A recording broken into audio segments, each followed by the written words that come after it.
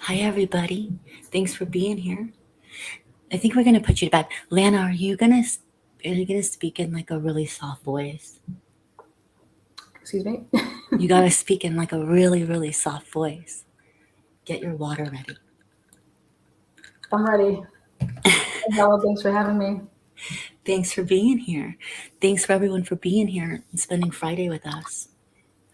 To take over your panel. Take over the panel. Take Make over. it a bedtime story. Something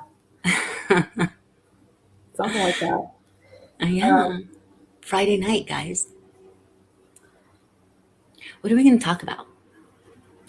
well, I want to talk about something that I think I just discovered. Come on over, baby. Oh my god, Mezzy's here. Hi, Mezzara. So long no see, girl. All Yeah, right. so you figured some stuff out. Hi, Doc Terry. Hi, Busted Flush. Hi, Rumsey. Hi, Heatherlicious. Hi, everybody. Lana's gonna give us the 411 in a soft bedtime story play. I don't know if that's gonna happen though.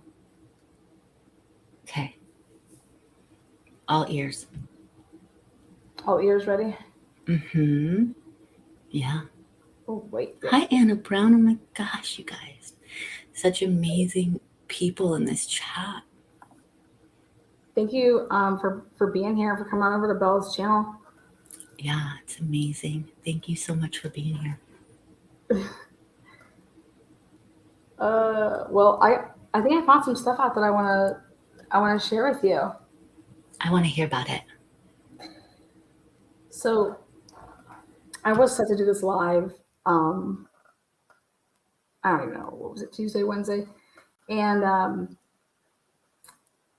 gonna wait so I can do it live. But um, it was about this $100,000 a year job that, or just I should say, um, somebody's making $100,000 a year, and that's how they were able to afford their Range Rover.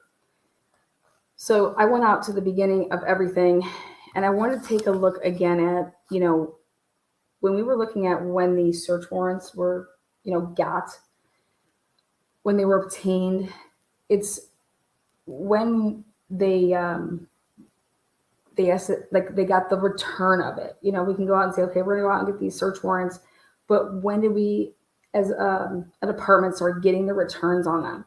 So basically, like what Ann Taylor is trying to talk about is, in a nutshell, what's your investigation? Like, where'd you start at? How'd you get to Brian Kohlberger, right? So that's what you're looking at right here. This is the actual like order of the return, like when you got stuff back. Um, Also, because of the Daniel Moore Brian Drake case, I don't know if you guys know this, but Daniel Moore Brian Drake case, Brian Drake was allegedly killed dead at 7:30 p.m. on a Thursday night. Do you know the coroner did not go into that house, or I'm sorry, not the house, but his office until uh, after between like 3 and 5 p.m. the next day? Well, I know that, but everyone else might not know that. Did we talk about that ever? No. So Dr. Drake's body was lying there Oh, waiting. Yes. from allegedly 7:30 on Thursday night, and then the coroner did not go into like tag and bag the body. The coroner never stepped in that place until um, after 3 p.m. It was between like 3 and 5 p.m. on Friday.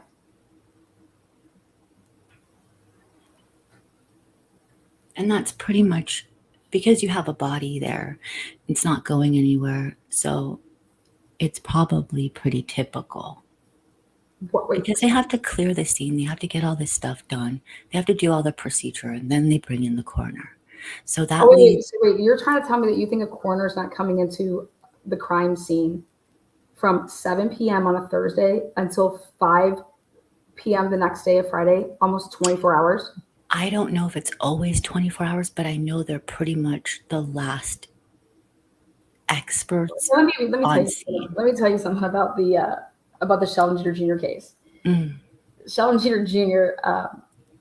Allegedly killed Tyreek Pugh, and that crime scene was found at allegedly 10,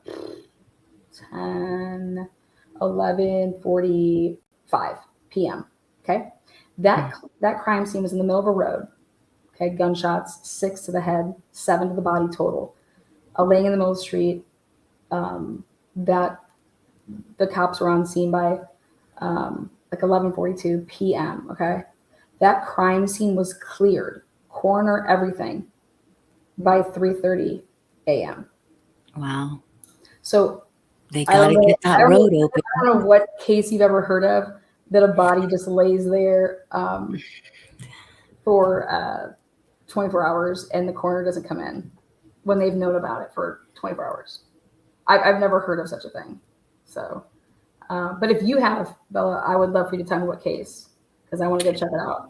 I can find out the cases, but I know that I've talked to detectives who've done dozens of serial murders and, well, maybe even hundreds. And they say that's pretty typical because they don't let the coroner in unless it's been cleared. They're like the last people. And I'll find out the cases for you. I mean, whether it's 24 hours or not, I don't know, but it could be hours. A road, and we know how PA, unfortunately, in Aliquippa works. They probably were like, we need to clear this road. And it's unfortunate. I will ask and I'll get you the cases. You could look at them. So do you think then, you would think that in 24-hour period, you think that there'd be like a lot of pictures of like a crime scene?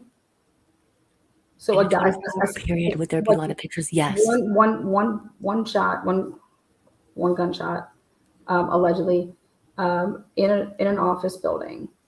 Okay. And then, so you're saying that a crime scene like that would take, you think, 24 hours to? I don't know if it would be 24 hours.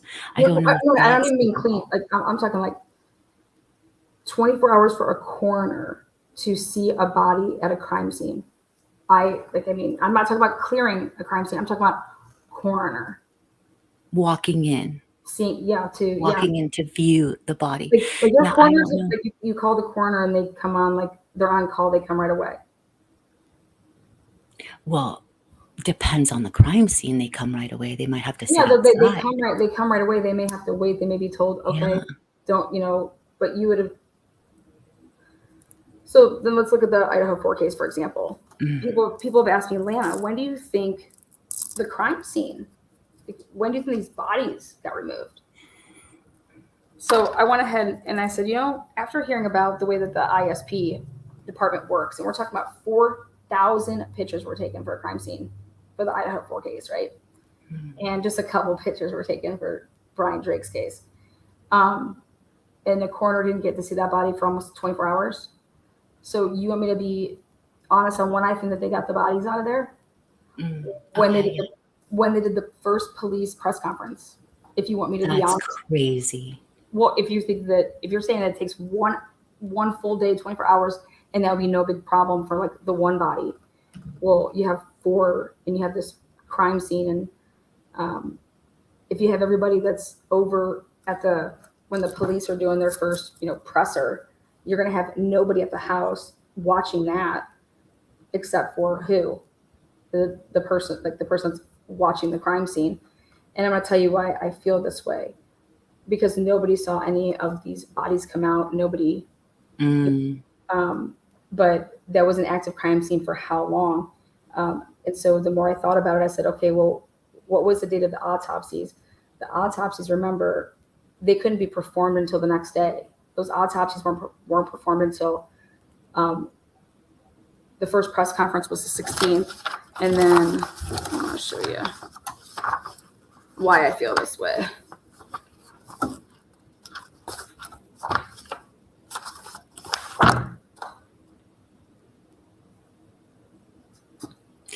That would be crazy because everyone would be at the press conference. So it would make sense that no one saw the bodies coming out, because how would they have control over no pictures getting out of the bodies being removed from the scene?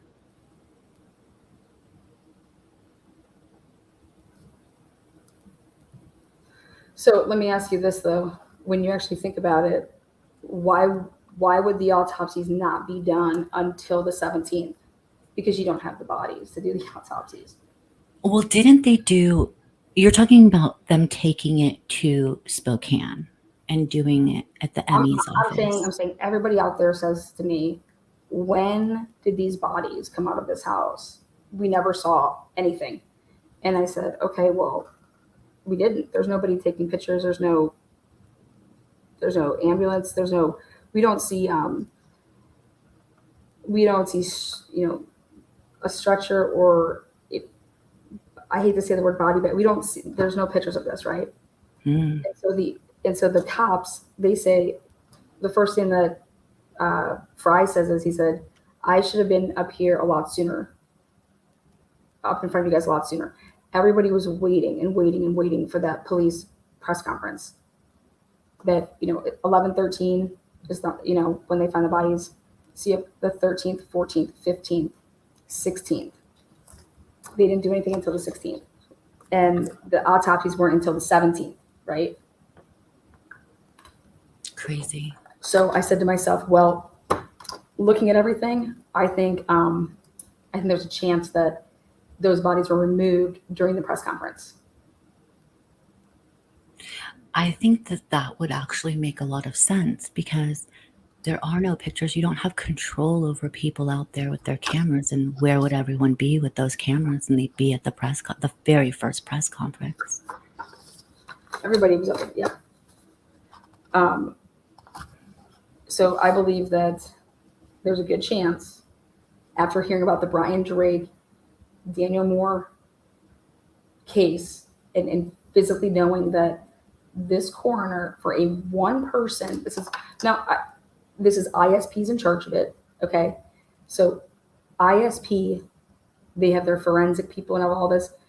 If they left Brian Drake's body until at least, like I said, 3 to 5 p.m. it was almost 24 hours later, due to this minimal crime scene that you would think, and if they did that for that type of a situation, then I could see that those bodies would have been there for a long time. Because you're talking about, you can't disrupt anything. So, and you're talking about 4,000 pictures. They said 4,000 crime scene photos. That's a lot of pictures, don't you think? It's a lot of pictures, but it's a big house. Plus, there's 4 victims. Well, a crime scene's a crime scene. Well, it's going to be a little different. Every crime scene's different. Depends on, even if there's 1 victim, did it travel through many rooms? Was there a lot to photograph? And when you have 4 victims, you got to treat each one like a separate case because there's different things that happen from 4 bodies being murdered. Well, I think it just depends on how big your crime scene is. True. So I don't think 4,000's a lot. That's 1,000 per, if you want to just say an average. Okay, so for example, the Sheldon Jeter Jr. case, how many crime scene photos do you think were taken? Jeez, we can't base everything on the Sheldon Jeter Jr. case because they dropped the ball. Tell us.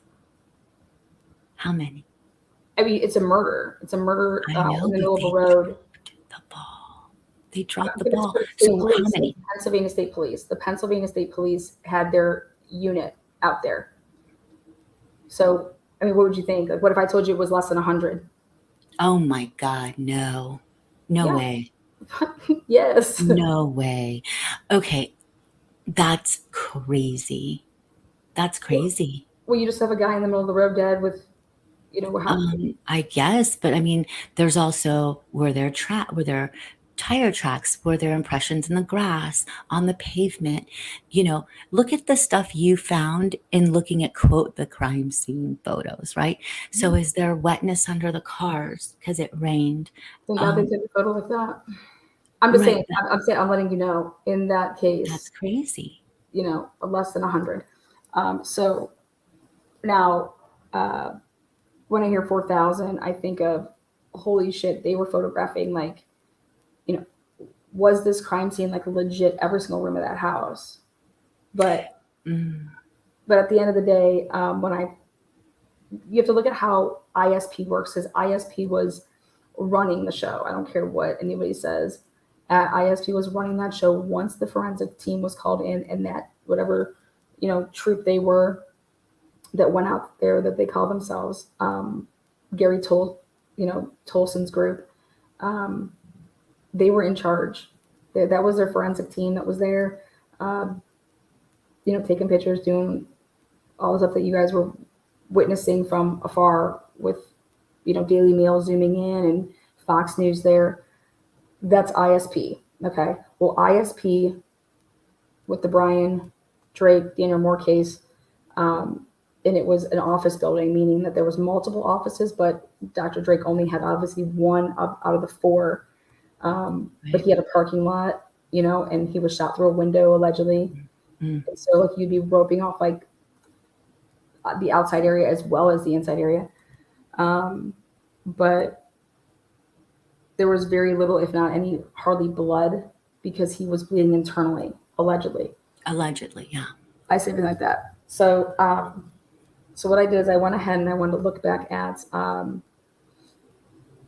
this is the order of the returns of the search warrants. So this is like when you were getting stuff back.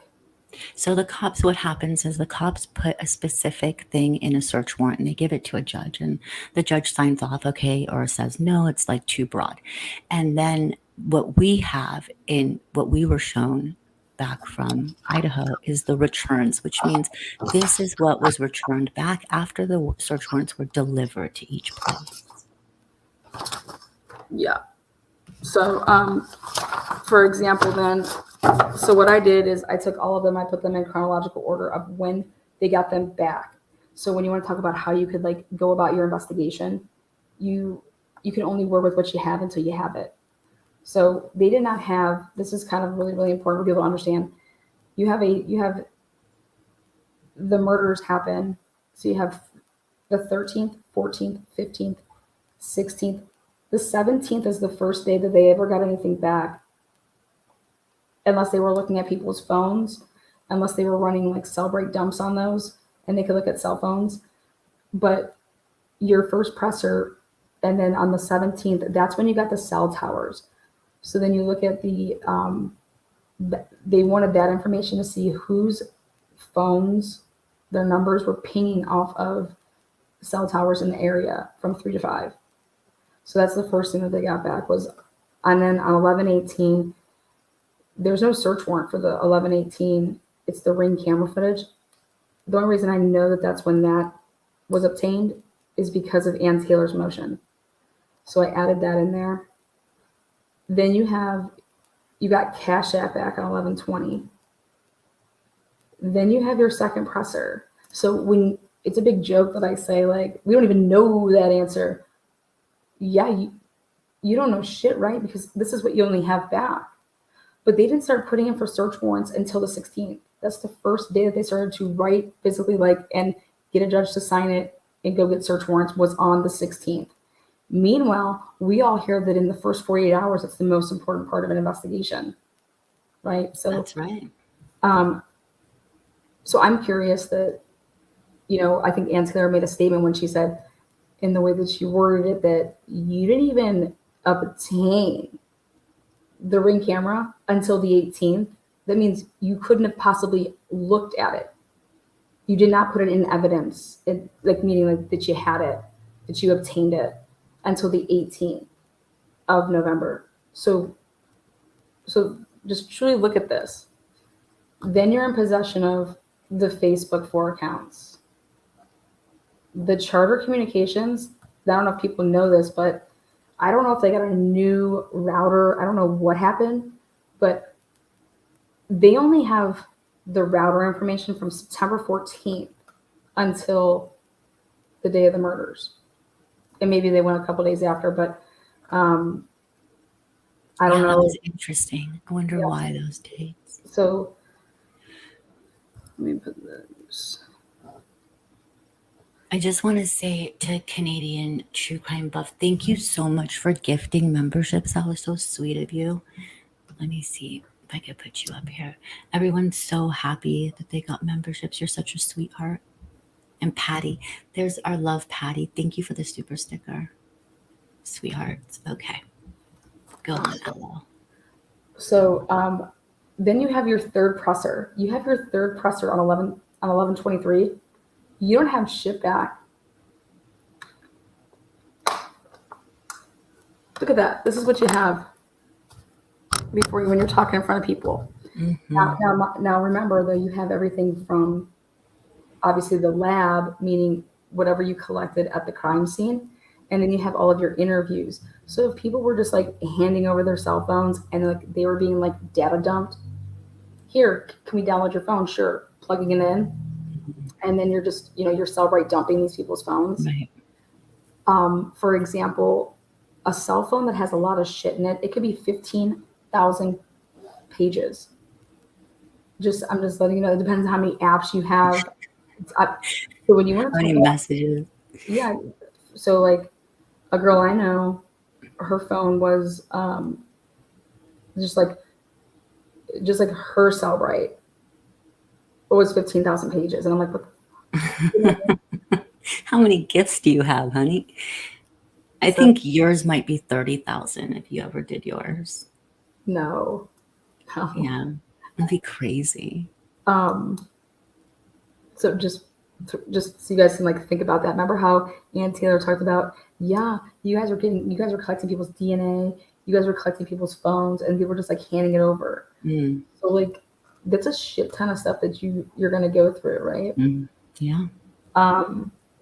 And it would just it's amazing when you find out that people don't even look through it, like Yeah. to find to hear that. But so then let's take a look. So then we have Apple. They get Apple back. Then they went for the camera footage, and this is actually they wanted it all the way to. Did I do a typo there with this?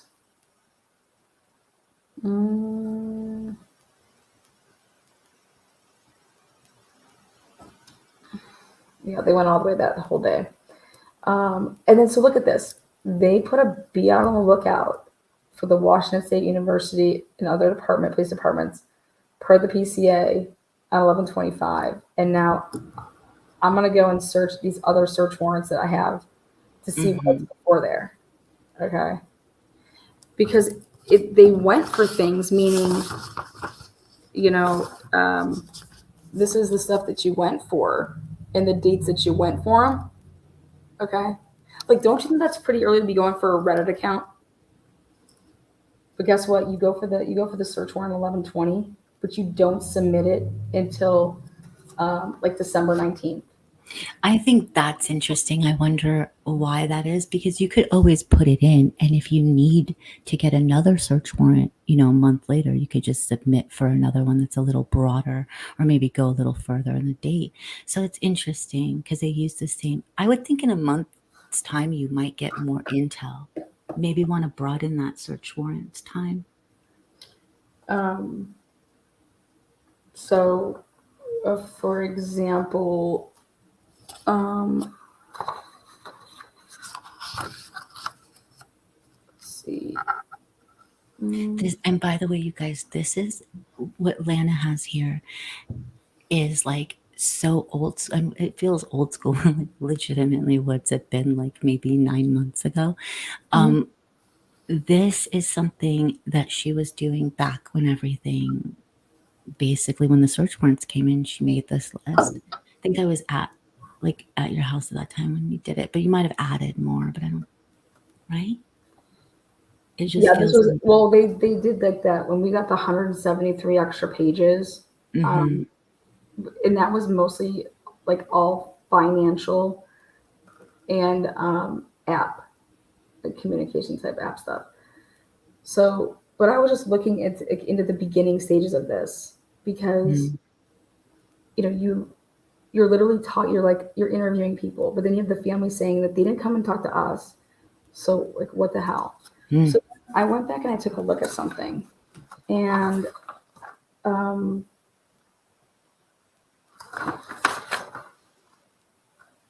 okay, when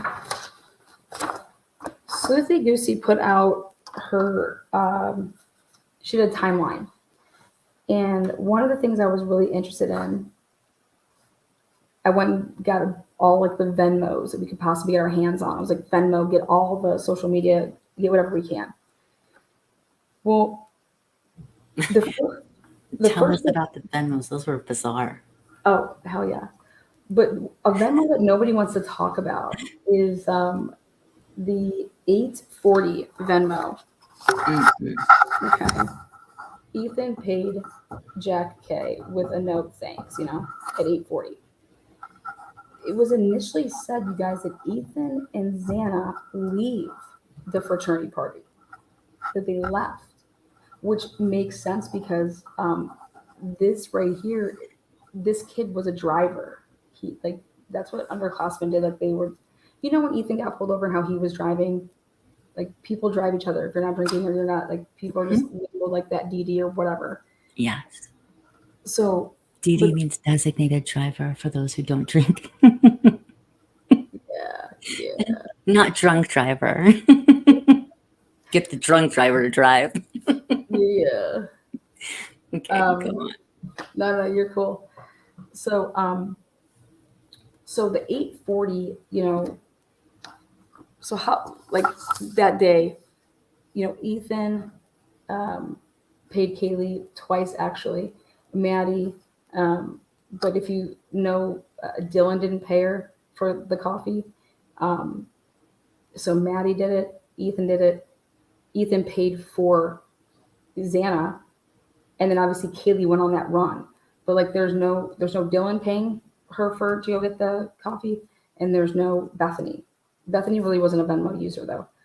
But the 4 people that had interacted with Kaylee and gave Kaylee money for allegedly coffee, they died. The other 2 people did not die. And we What were about always, the paper? What about people who paid for paper towels? well, this is the day of the murders. I'm talking about not talking about that. We're talking about the day of the murders when, if you're in a house of people that you live with and you're going to go make a coffee run, okay, Yes. you're going and making a coffee run for just what? Unless those people aren't coffee drinkers.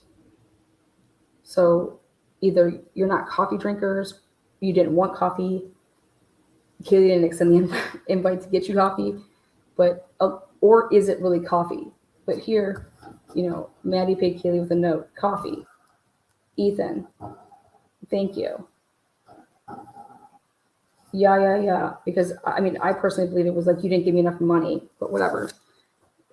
But it could be also be for something else. But at the end of the day, at the Venmo transactions of who paid Kaylee for that, okay, for whatever it was, the 2 people that are alive today did not have anything to do.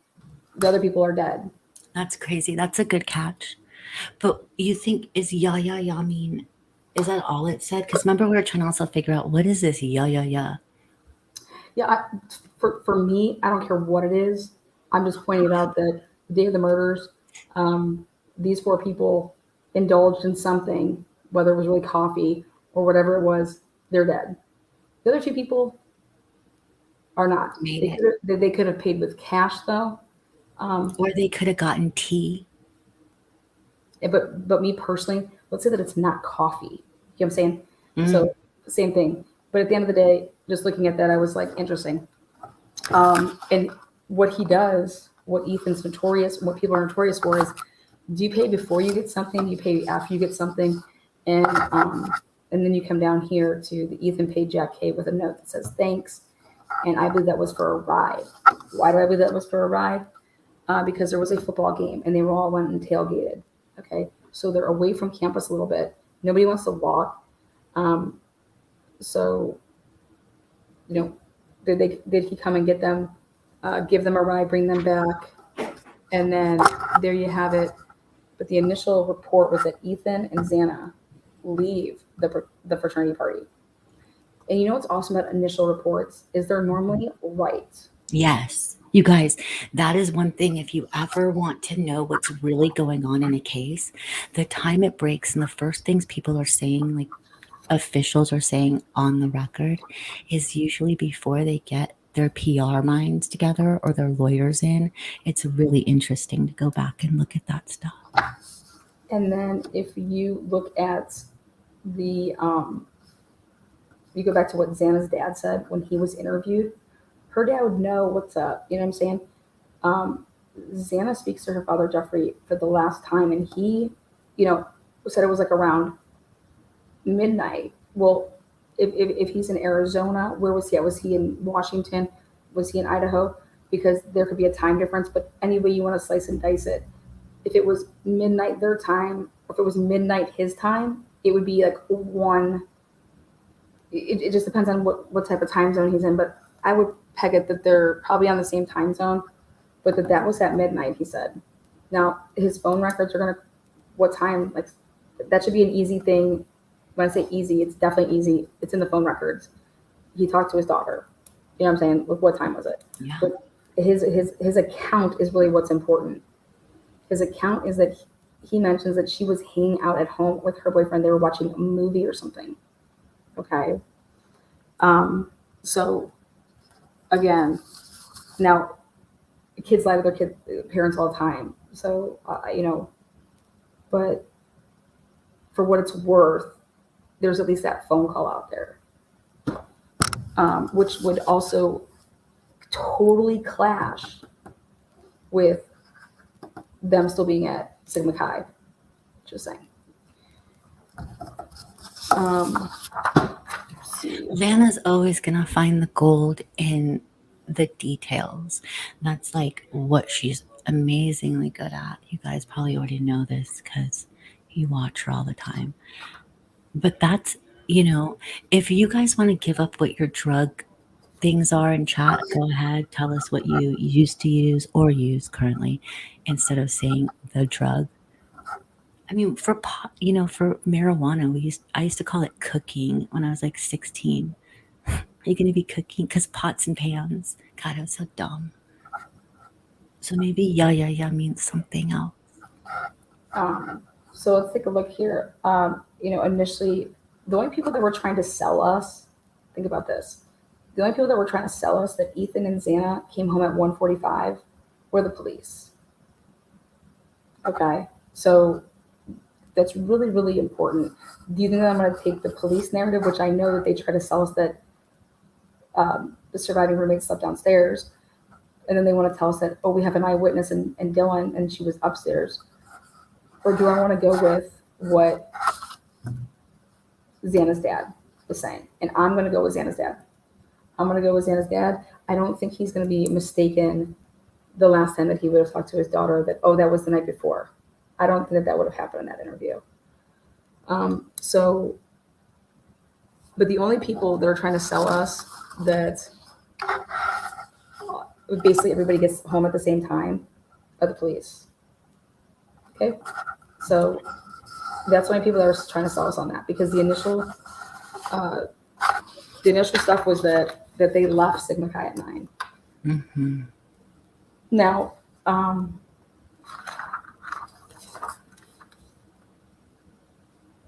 in the initial,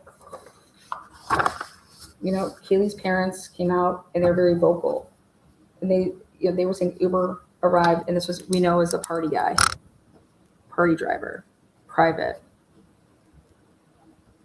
and we all know who that is, but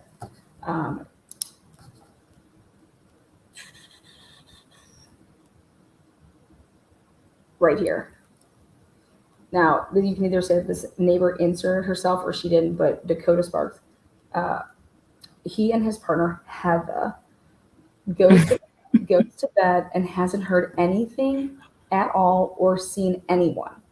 Now, if Linda Lane footage in the audio is correct, and if it's like legit, well, I think that Dakota and Heather are deaf, which that could be fine. They may be deaf.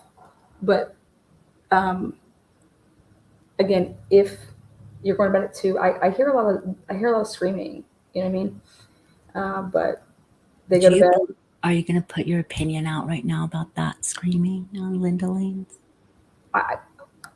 All I'm saying is that the footage, if you think you're going to look at Linda Lane and know any type of car that's coming around there, that's never going to fly with the jury. Good luck. At least if I'm on that jury, I'm going to be like, you think that you could tell what type of car that is from that footage? Oh, yeah, no, the type. No. There's Like when we saw the thing they were trying to tell Dean on. there's a moving object that's coming up. But if you want to sit here and try to tell me like any type of car, I mean, I'm not even just saying a white launcher. I'm saying any type of car. I'm going to sit here and tell you, no, there's definitely a car coming.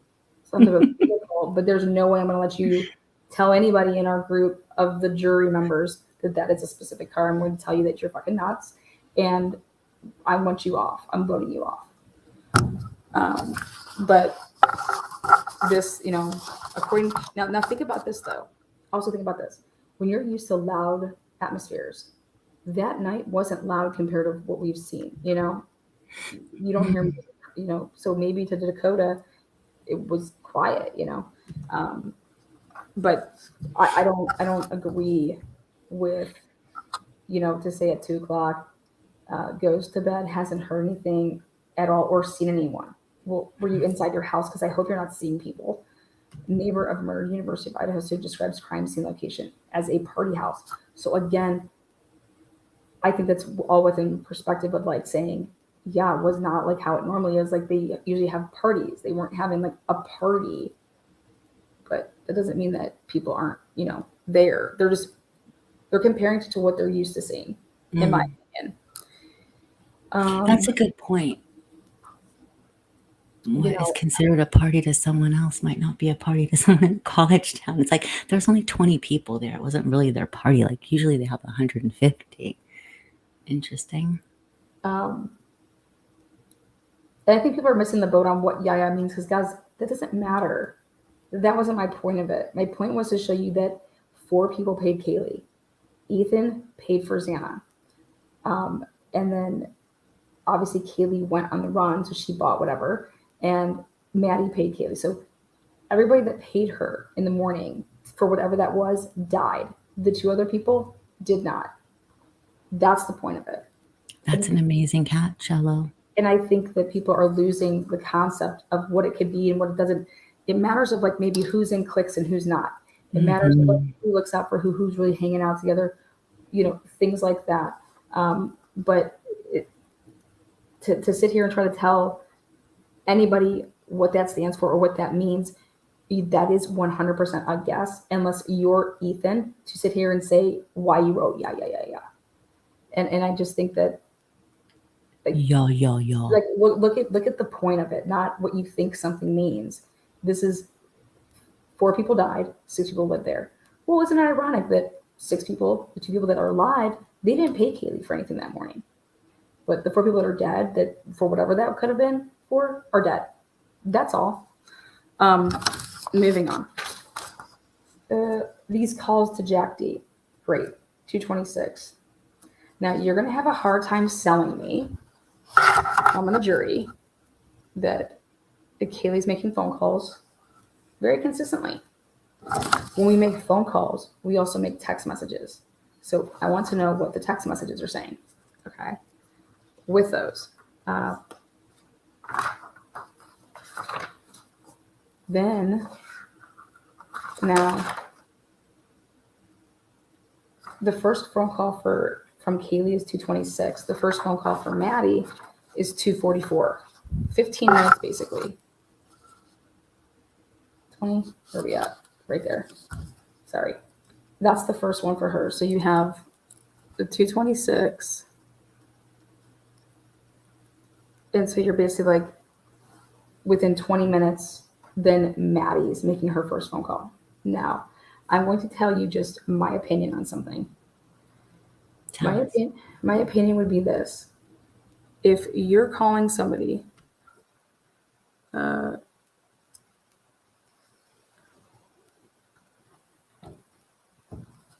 you're telling me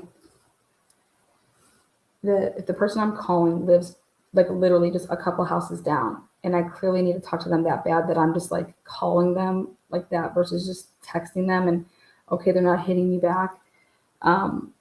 But so much so that within 20 minutes of me trying to get a hold of somebody, that I either use somebody else's phone, okay, or I have that person call for whatever reason, which would be, in my opinion, they're not answering my call, maybe they'll answer yours. Call. Okay. Think about it. Why would you ever do something like that? My phone died, so I used yours. But if you're inside the house, you just plug it in. Do not have your charger. But the only reasons you would use somebody else's phone is because your phone is dead, or you were like, here, let me see if he'll answer from, your phone because he's not answering my phone, right? Mm-hmm. I checked this out though. He doesn't answer her calls, okay? If he technically lives right there at that house that's like right across the way, if you have to let your dog out and you're going to go let your dog go to the bathroom or whatever, and you don't have a fenced in yard, so you have to be with your dog, doesn't it make sense that Kaylee, when they let the dog out, that they would be letting the dog out like and holding like the leash because they don't have a fenced in yard? Yeah, And, you always, if you're a responsible dog owner, you would hold the leash. yeah. So if they get back at 1:56, what I've always said is if they went and took the dog out right when they got home to go to the bathroom, and Kaylee and Maddie went together, and they walked over to where Jack D lives, and they noticed that his car wasn't back yet, and they're over there like, wait a second, we went and did all that, and because he said he was coming straight home because he was so tired, and so like they go over, they walk the dog, and they're over there, and they notice that his car isn't there, and they're like, well, where's he at?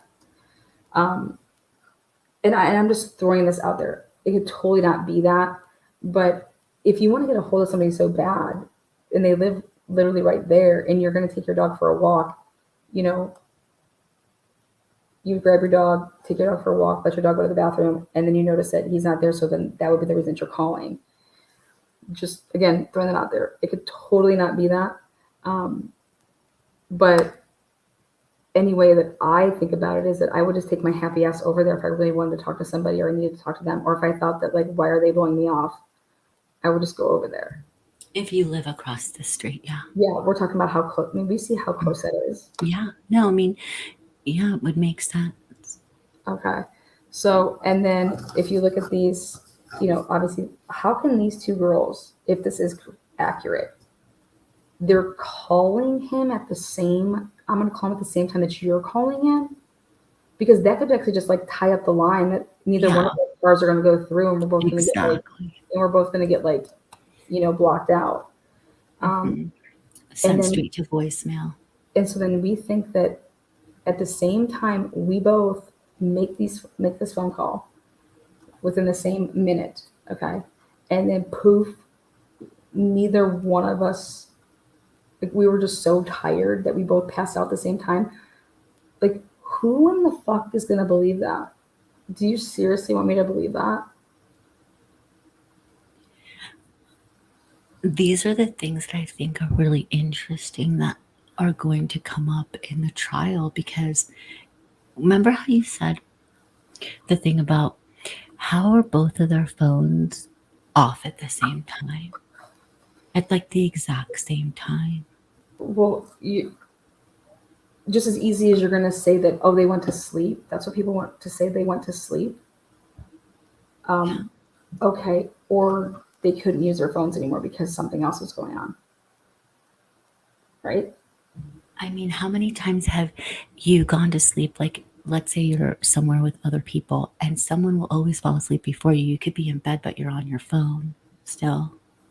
Someone else is like asleep, but like you're still on your phone, maybe even 15 minutes, maybe 2 hours later. Even just to grab it to like, shoot a text somebody else like,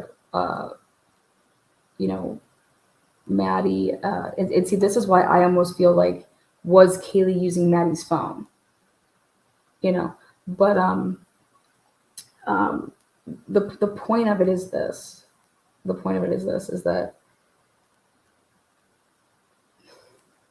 you want me to believe that they both went to sleep. Well, the only time I'll ever give somebody that both people would put their phones down and they're both going to sleep is we're talking about people that would be in a relationship because they're maybe going to go off and have some fun time. But for them to both stop and not use their phones at the same time, they both decided, okay, let's just go to sleep right now. No, like, now if you said it was a man and a woman, or even if it was two girls or two boys that were in a relationship, that to me would be more believable that both people could potentially stop, talking and texting at the same time because they put their phones down because they're about to, whatever. That would make more sense in the to think about that. But to sit here and tell me that two best friends, been best friends since, they were little, and no way. Something impeded them from, like something prevented them from using their phones after 2:52. I think you're right about that. Can I just thank Michelle as she just gifted 2 memberships and she did a Aw. super chat for 20, and she's always so kind whenever she comes in. Thank you, Michelle. The people who got gifted are probably very, very thankful. Thank you. Woohoo! Thank you. And LA Confidential had a question. I don't know if you want to answer it. Fuck no. Yeah, she doesn't really do Where that. where were X and E? What was it? Oh, you want to see it? I thought you were joking. Okay. Well, Where were X and E from 9 to 1 a.m. or whenever they got home? I'm not on the boat that they were at. I'm not in the camp that they were at the Sigma Chi house from 9 to 1. So where they were, I have no idea. But I'm just saying I don't believe that they were at Sigma Chi from 9 to 1. Let me ask you guys a question. Think about what you do before you go to bed. What you would compare yourself to is like this, like what's your pattern of behavior? So, okay, you can make all those phone calls to Jack and he doesn't answer. But before you go to bed, you're doing what? You check your social media and you're like what? On looking at like, your news feed of like your Facebook or your Insta or your Twitter or that to me would be like the last things that you would be doing before you went to bed, especially if you were like waiting for somebody to call you. Right? 100%. So like to me, it wouldn't be that those phone calls would be the last things right before you would go to bed. It would be Like the last activity. Yeah, exactly no. your activity. That wouldn't be your last activity. If you're calling somebody because you're okay, and you both look at each other like, okay, that's it. I cannot believe it. So let's put our phones away and go to bed. No, you just were calling somebody. So like, what if he called you back in like a couple minutes? Texted you. So I'm just saying, like, just think about that. And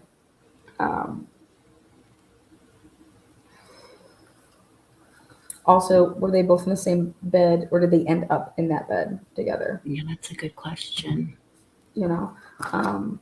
So then looking at this with the 100 grand, and like I said, I'll do a deeper live like down the road for it.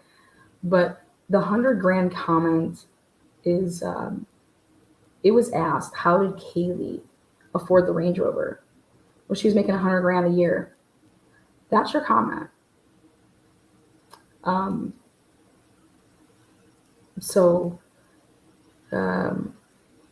think about that. Now, that may not be true. It may be true. But somebody said that. And I don't think that they're lying when they're saying it. I believe that somebody was told that, okay?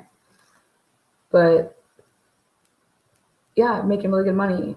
Well, so I did my homework and I found out that I did a live on that Jordan girl that Kaylee was supposed to move in with. Kaylee had already done her internship, so she was not starting an internship in February. That's not what was happening. She was already working for them. She did her internship in the spring and up until the summer of 2022. So she already had done her internship. So people that are thinking that she's going to do her internship in February, that's not true. That's not true at all. How do I know that?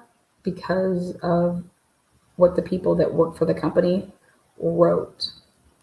And when they signed the different stuff of people paying money for GoFundMes and people writing different people's pages about the death of Kaylee, and it was one of her managers, and said that he had the pleasure of working, or that Kaylee had been working for their company since June. So Kaylee also had a laptop. Okay. Was it a work laptop? Yes. It was. It was from Extreme Networks. Also, let's think about this. I think that Jennifer Coffindaffer, I think that News Nation completely forgets this. They went and did such an extensive dive into if Kaylee had a stalker. So much so that the police talk about it and that they looked into it, and Kaylee's family was like, we would know if she had a stalker. Like, she would tell us that she thought someone was following her, this or that and the other. She never said those things. So here, on one hand, you want to say that Brian Colbert is this like, stalker, crazy, incel. He was obsessed and just stalked them. Yet on the other hand, so that's what you are saying. But yet on the other hand, all of the evidence that you're looking at says nothing like that. It in fact, like, says something completely different. But what you're going off of is somebody peeing off of a tower 12 times. Are you fucking kidding me? 12 times in what? Peeing off a tower that services an area that if you went to go shopping, you would hit.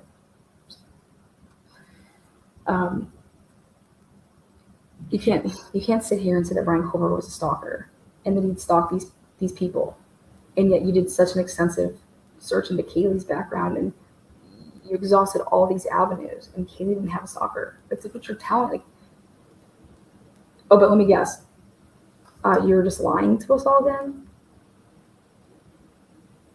But come on. Okay, but here's the devil's advocate part of it. What if it wasn't Kaylee Stalker? They were looking into any of them having a stalker, not just Kaylee, but they were extensively looking into Kaylee, just like they were extensively looking into her background as far as what do you call it, financials. And I think when you do that live about the 100K, I think a lot of people are waiting for that, right? Because it's been this thing that people wanted to know for a while. So I think everyone's really excited about that. What do you guys think? And actually going back to that, like, what is a word for different words for like drugs? I actually really love, I don't know if you guys know this, I don't know how long you've known me on YouTube, but like, I love language. So for me, like, rituals, and especially drug rituals or any kind of rituals, what you call certain things fascinates me. So yeah, maybe this investigation, it wouldn't be that important, but I just love it. So then here you go. After the cat's out of the bag about the 100 grand comment, and that was what Yeah. Kaylee was making, that's when you start seeing. So yeah, Facebook, that's the router, is Charter Communications, is the router. And then the only reason they did this, it was for the camera at first. And then you have, okay, again, this is how everything's coming back. This is how you're getting it back. But right here. And she means search warrant returns for those just joining. So that's the search warrant returns in order. Okay. Now,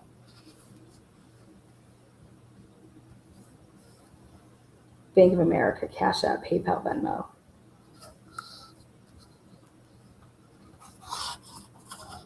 $11.28.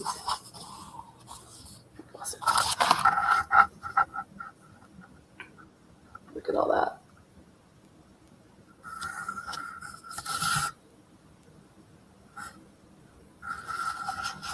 Good night, Mezzy. Thank you for being here. Thanks to all the mods, actually, but Mezzy, good night. Listen while you sleep. Ready? Yeah. Thanks, Michelle S. Look what she said to you too, Ella. She's so sweet. Thank you. Thanks, Michelle. Okay.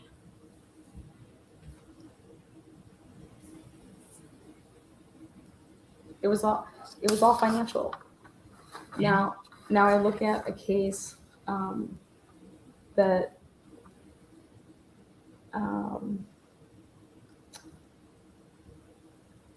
like this just shows a totally different path of then going a different route and finding Brian Colbert. Brian Colbert wouldn't be a route of financials. That's not how you're going to get to Brian Colbert. You're not, there's, just financials aren't going to do that.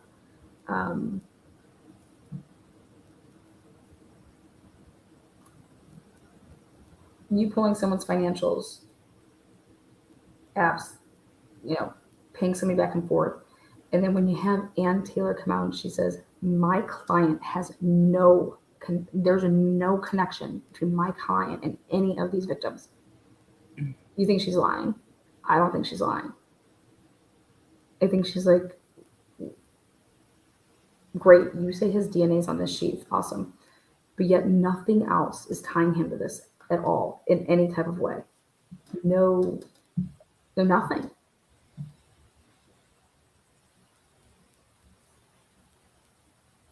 Interesting, huh? So then we come down to a perfect storm, which is I didn't live there. I don't know it. But people would that live there. They're going to know how often Kaylee was there, when she left, why she wasn't around. Was there a fight? Was there this? Was there that? I found inconsistencies in statements. I found the first one to be that the Kaylee's mom tried to call her, and she said that once in an interview and then never said that again. And I believe that she did try to call her earlier in the morning on the day of the murders. That was in the first interview that she did with her daughter and her sister or sister-in-law. And I think that that's a really, really important thing. And what she said in the interview is she asked how things went the night before. And she says it in a way, like, just go and listen to the words. Asked how everything was. Why was Kaylee deciding on possibly not even going there? Like, what was Kaylee's conflict? Because it wasn't that she had, oh God, I can go to the Counting Crows concert, or I can go show Maddie my car. That's a decision. That's not what we're looking at here. Kaylee didn't know if she was going to go, according to her mom, and that she, was going back and forth with it all day. Why wasn't, what was she deciding between? When she just didn't know if she wanted to go? Okay, well, why? Why would that even, there's something there of why she would ever say that. Or why she wouldn't, why she was struggling. She's like, no, I'm going to go. I'm going to go show Kate, Madden, this badass car. I'm going to go show it. Well, then why was she going to stay until Tuesday? Go on a Friday, stay until Tuesday. That's a long trip. If you're working, but are you working remotely? Did you have your computer with you?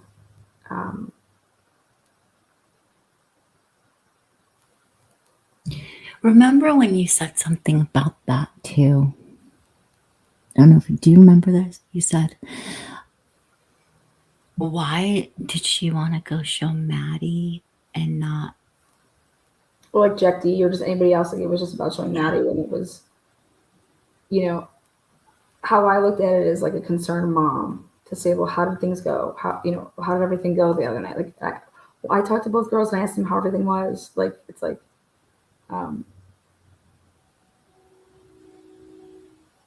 why wasn't Kaylee taking pictures with her sorority sisters for like that 4th year? Something happened, guys. It's going to come out. I don't know what it is because I'm not psychic, but I can tell you that everybody enjoys their senior year. You put in all that hard work, and now you just get to, like, chill. You're of age. You can go to the bars. You can, like, that's what you're going out. And she had all intents and purposes of staying. Okay. And then something happened, and then she decided to totally reroute what her plan was. And I'll reiterate this. You do not sign a lease with other people that are dependent on your $500 a month. And you already have that house. I looked into it. This is not a room rental type of thing. This is it's $2,500. You're signing the lease, and this is not a room rental. So you already down to 5 people instead of 6, but there were 6 people on the lease. But really, is this lease even like legit because it's all like a sublet thing where like people are moving in. I could tell you Dylan, I don't think Dylan's on the lease. I don't think Dylan's on the lease at all. Based off of everything that you are seeing in the Venmo transactions, she paid somebody's deposit, so they're gone, and she got in earlier. And people do that all the time. But now you're going to be okay. So if Kaylee left, now you're looking at how many people. Now we have 4. So we had 5. Now we have 4. Did we ever have 6? Was there a 6th roommate? I don't believe there was a 6th roommate. There was maybe a 6th name on the lease just because it's an old lease. They took a picture outside that house, and there was 5 of them in August. Okay, meet the roomies. So there's 5 of them. So now you're going to be down to 4 people, now splitting $2,500. I'd be pissed to think that I'm signing up to be in a house for that year, and oh well, Haley wants to live with us, but she only wants to live with us for a couple months. But she's okay with fucking us over all this. Like, people don't do that. That's not how that flies. Unless you have a plan. Unless you have a plan of somebody to take your spot. Right, unless you have someone taking. Or you're gonna pay. Are you gonna pay for 2 places? Yeah, I'm sorry, but like you're not just gonna be like, okay, that's totally fine. You don't have to pay anything. If you you would want someone to take their place. Yeah, if you look at the Venmo transactions, you got Maddie and Xana are asking Kaylee to pay these bills. Kaylee was late on paying bills. And so Xana said something, and so the day of the murders, go check them out. She's reminding her again to pay the October bills. Well, I bet you Kaylee had a problem paying the bills because Kaylee's like, I'm not there. I'm not paying these bills. I wasn't even there. But you go look at it. Xana asks, nothing happens. Then Maddie had to ask. And why would Maddie be asking for the bills if I just know, like, that's not how that would fly with me and my roommates back in the day. I wouldn't be asking somebody to pay me a Venmo transaction for a bill that was not in my name and that I wasn't paying. That's not how that would work. But for whatever reason, Maddie did that for Xana. Because Xana had already asked Kaylee, and then Maddie had to do it again because I believe that Kaylee didn't pay it. But I believe that Kaylee didn't pay it because Kaylee wasn't living there.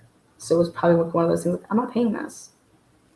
Like, here, I paid for my rental of the place, but I wasn't there. So I'm not paying the bills of like the utilities and stuff like that because I didn't use them.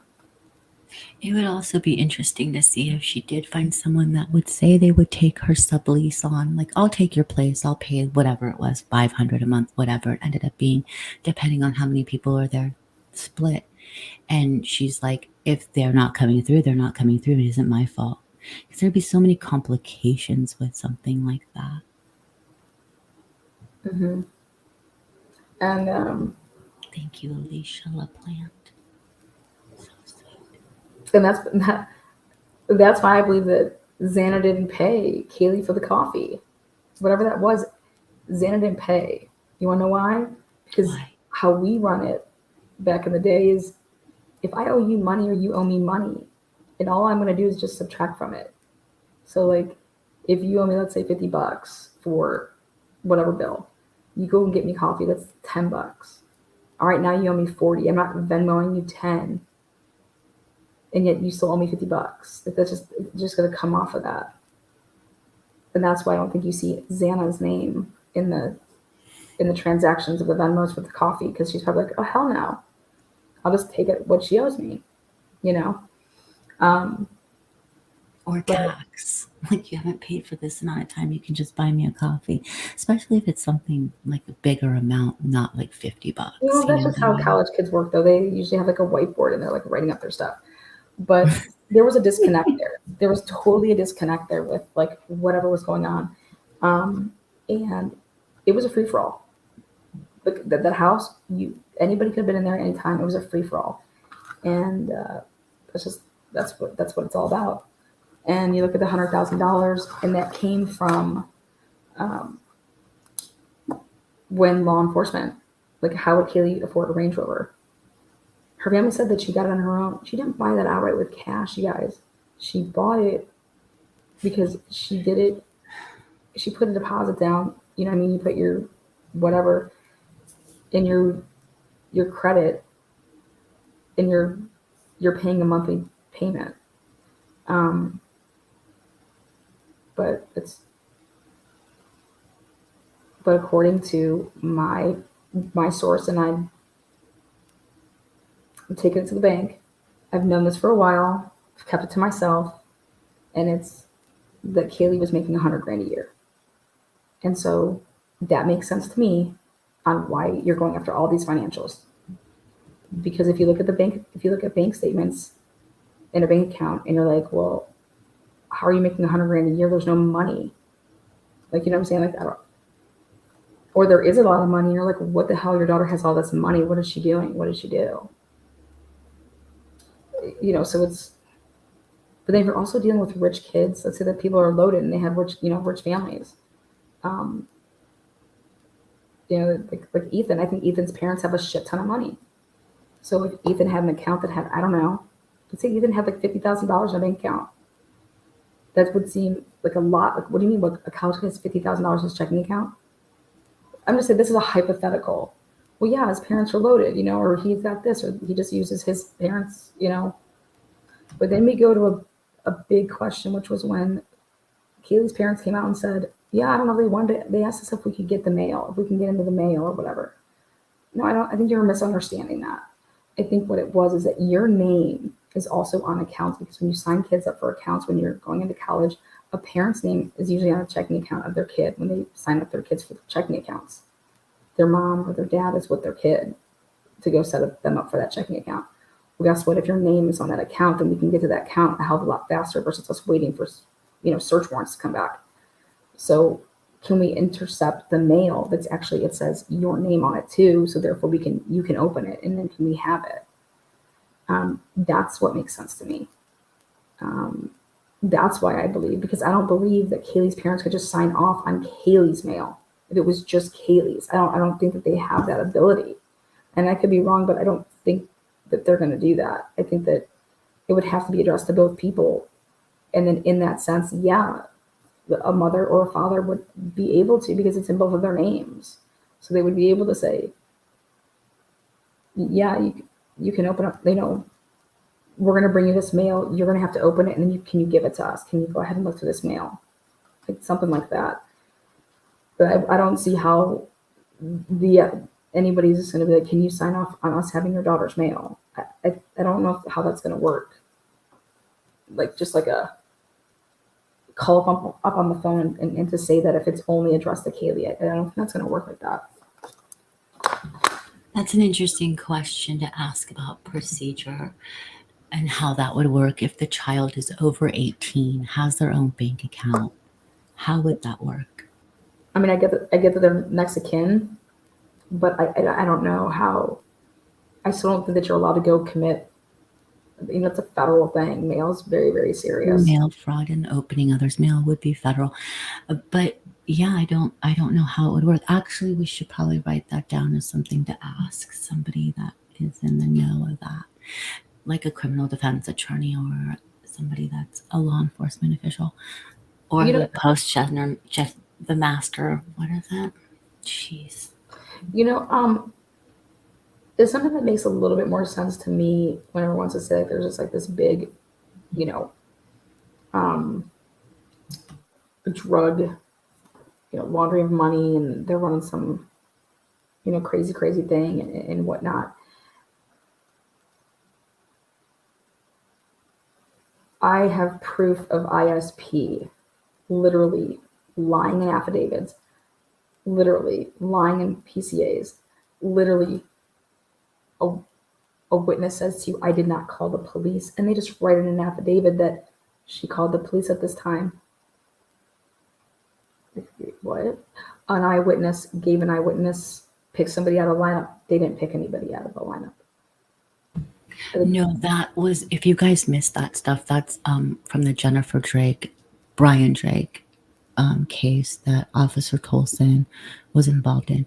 Yeah, and that is absolutely, yes, absolutely crazy, because when you write a PCA, because a judge signs it, on its face, it's a legal document and assumed true. And so for You you sign as sworn an to perjury. officer, It's the an same thing as officer, taking your hand up on the stand. It's you're swearing under the penalties of perjury. That's criminal. Like 100%. And because that portion, I mean, she's like, I they think if flat out that, fucking lied. They buried evidence. And I'm thinking, why are they doing all this for a chiropractor that just got shot? Even if the wife did it, even if whoever did it, why? Wait, what's going on here? Why would you bury? Why would you try to frame somebody? We're talking about a chiropractor and a chiropractor. We're talking about maybe a wife shooting her. Why would you think that this little chiropractor dude that got shot at his office would merit ISP as well as a prosecutor to legit know a ton of shit that they would have gotten back in this whole big discovery process? There's a shit ton of pages, and I'm like, you got to be kidding me right now. Like, you guys, and this I isn't a went through the phone conspiracy, records. I that, yeah, went the through the phone phone records records. have Like, we're talking phone no, records. You yeah, went through the data. it was right there in front of your face. This woman did not call 911. This woman said that she sat next to her daughter at her house when she was talking to her husband, and then she, the whole, oh my God, he said he got shot, and the phone dropped and went black, and my daughter was right there, and we were at home. I was sitting right here on my couch. Her daughter was at a sleepover. You know how I found that out? Text messages.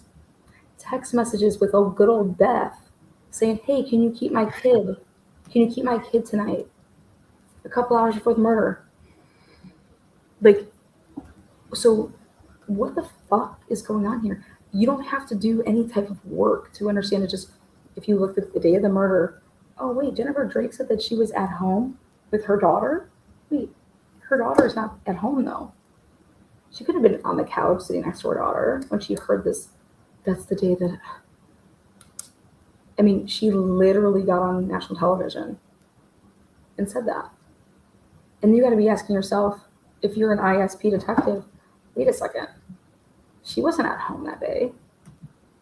And I'd be like, Jennifer Drake, don't say another word, because everything that you said. Then come to find out that all these other witnesses that are like in the circle, they were lying. And here's ISP. Okay, we know that this is all lies. So why would you let this go on?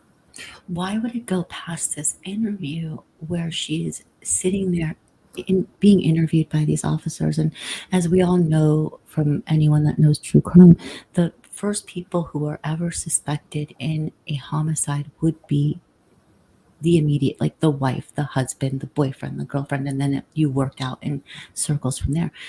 They legitimately are telling her this right away, like a lot of things they're telling her, but she's sitting there with her phone records, and they're like, so what time did you call 911?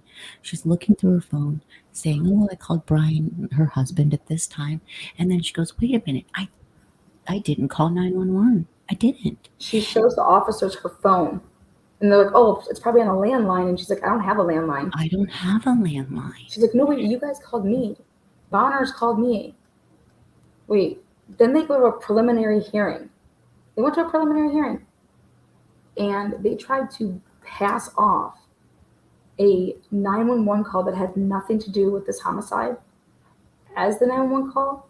But as they were about to play it, they're like, oh my God, wait, this is the wrong one. This is, oh my God, oh my God.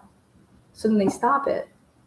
And they're like, okay, we'll try to figure out what's going on over here. And they tried to admit into evidence, and everybody read it, a 911 call that was never published. No, and also they said that one of the CDs, because the 911 call they put on a CD, and they said one of these CDs is basically decrepit. But why don't we take the decrepit because there one was a sticker on it. that was her excuse. But why don't we take the decrepit one and say that that one is going to be admitted into evidence as Exhibit 2? And the judge is like, why would we use the one that doesn't work as an exhibit? Like, Wild shit. But I'm over here like, wait a second. They know because they're doing it on purpose. Like this guy knows, he's like, okay, wait, I have to get Van Leuven off the stand really quick. We're gonna put up Jennifer Drake on the stand, so that way, like, the perjury would fall on her if this is like, if the lawyer actually did her homework and would, knew it to like look through the discovery and know that Jennifer Drake never made a 911 call, you would have popped her nuts right there. But guess what? Why do these lawyers think that they don't have to fucking look at anything? Like, I'm just gonna, like, I want to know what's up with these lawyers thinking that they're gonna win cases without evidence. Well, they Or depend that you're gonna on their dispute. staff. How do you dispute things? Why aren't you looking at what people are providing you? I mean, Why are you that's assuming true. that there was a 911 call? Same thing they did in the Sheldon Jeter Jr. case. I'm like, and you think Jennifer Drake pulled off a fucking railroad job?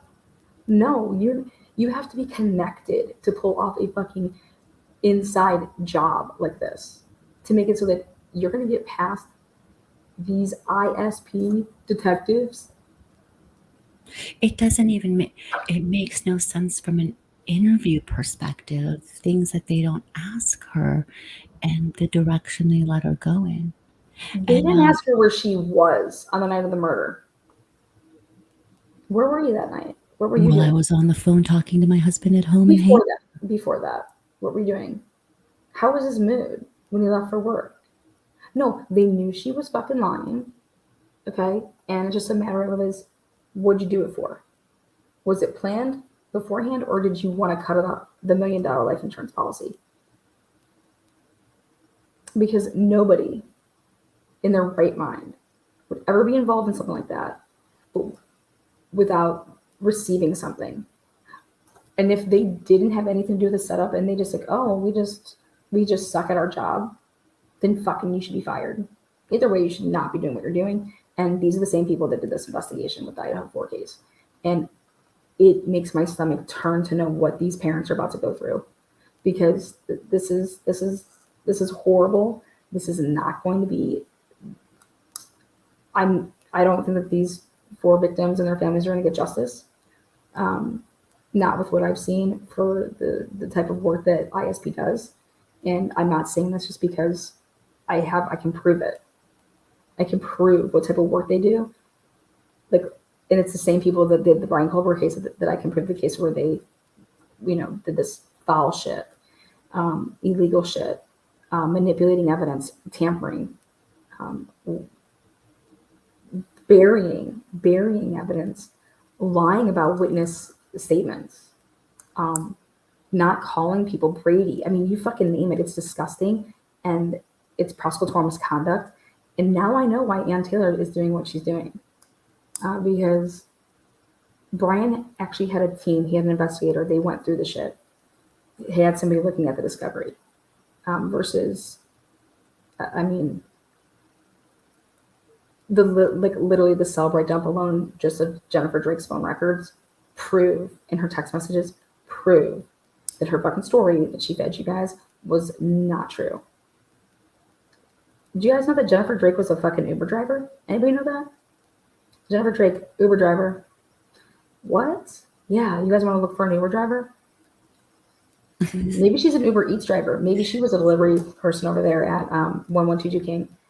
Do you want to answer a question? You think I'm kidding? Do you want to answer a question for YB So Nosy has a question for you. Lana, when did they announce the IGG in this case? They announced it when they tried to pass off a confidential informant.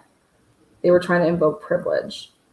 And so we learned, like, it never came out to the public, but it did come out that there was DNA, because the Gonsalveses talked about the DNA when they said, like, can we go get familia DNA? And that's what shut them up.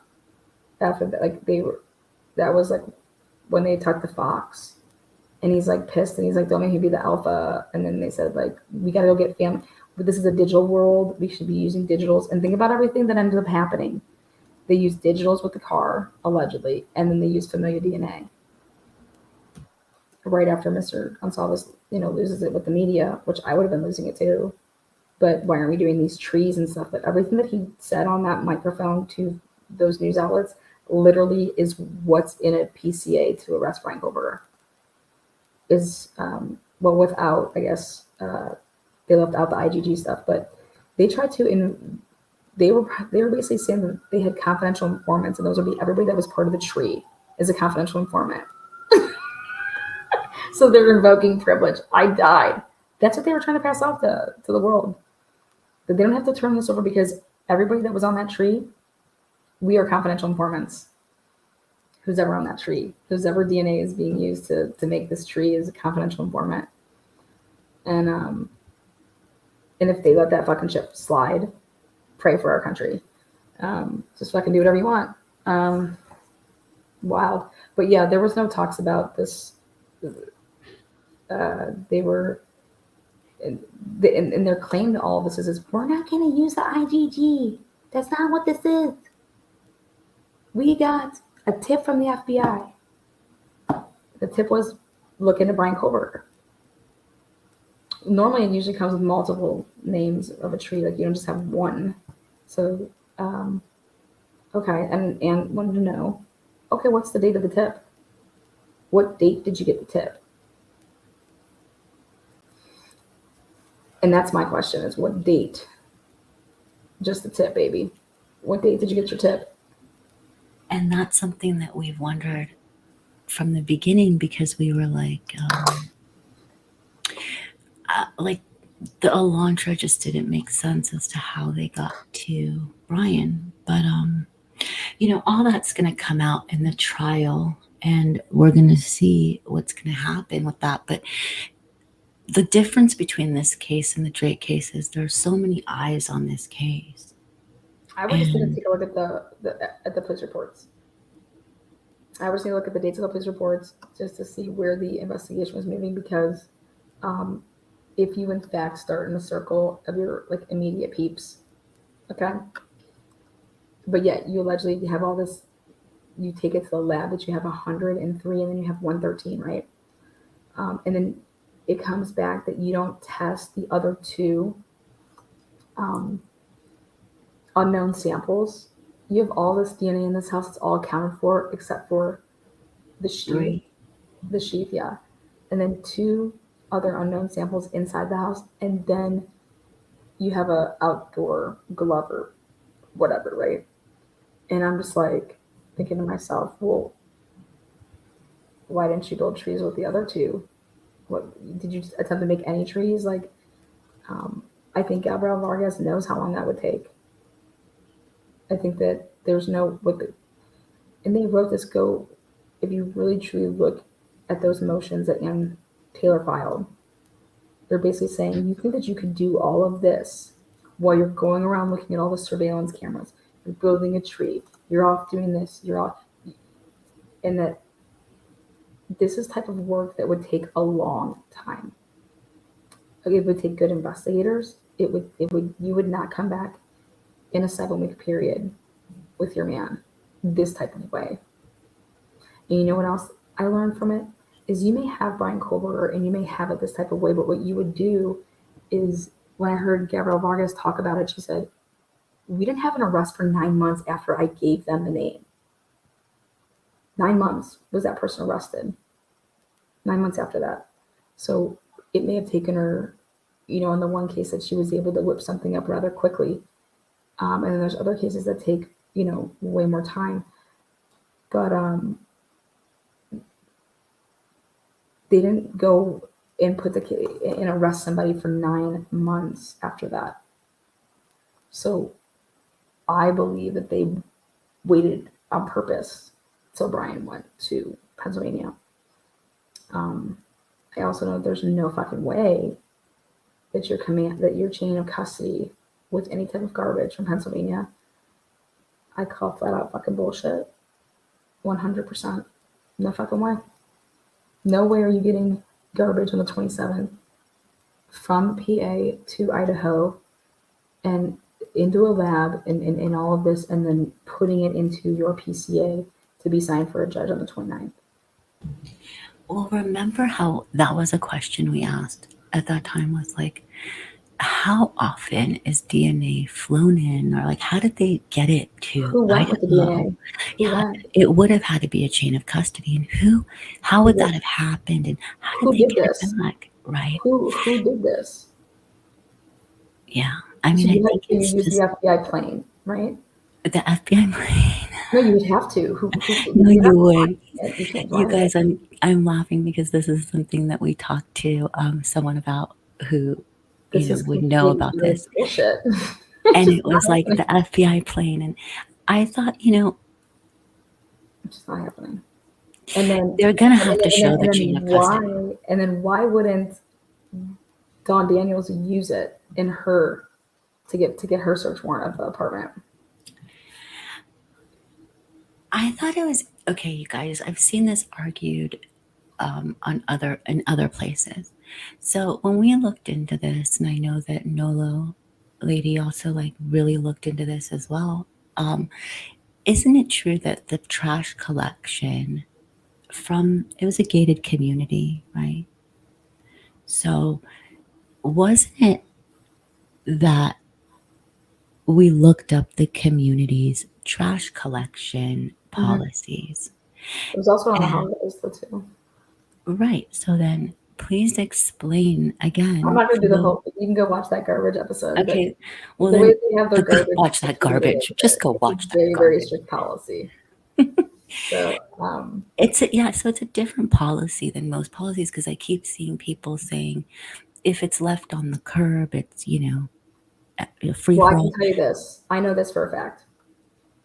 In the affidavit and in the search warrant and all the stuff to that Pennsylvania turned in, Pennsylvania straight up says that Pennsylvania State Police do not start helping until after the DNA was collected. Um, and so the only people that could have done that then, because there's only people that would have had jurisdiction to do that.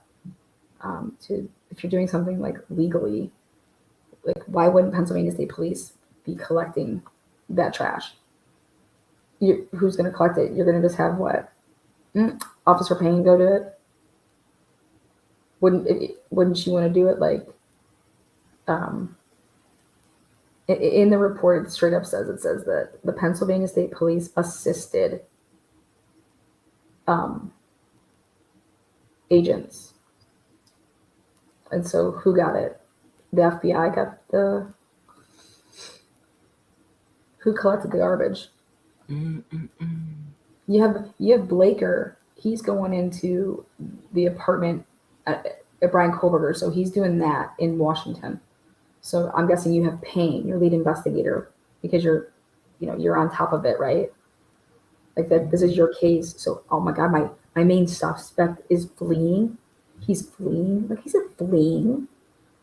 How can somebody be fleeing when they're going to fucking home for the holidays? How can somebody be fleeing? And especially in all your reports, you're saying that he was coming back, right? So he's not fucking fleeing. You wanted him to leave. You found out that he owned a white Elantra. Why didn't you talk to him? Or did you attempt to and he said, I'm not talking to you? I don't know. But I believe that they wanted him to leave.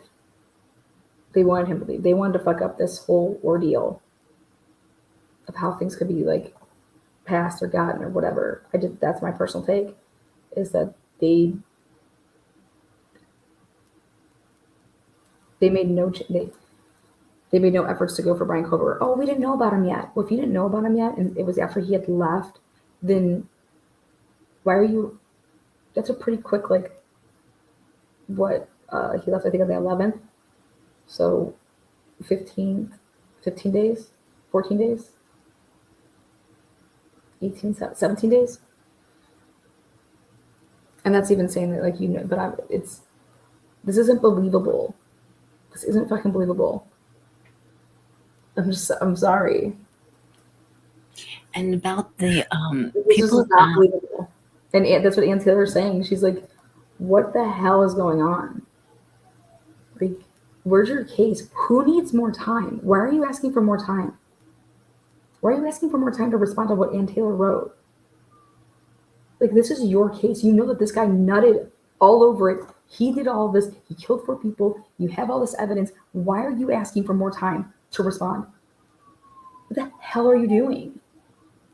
Who needs more time? This is you. Like, why would the prosecutors need more time to respond to what Ann Taylor wrote? Can somebody please explain that to me?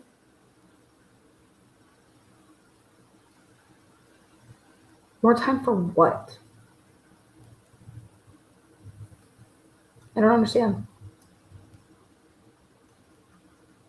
And then has Judge made a damn decision yet about anything? Has he made a ruling on anything? Has he ordered anything?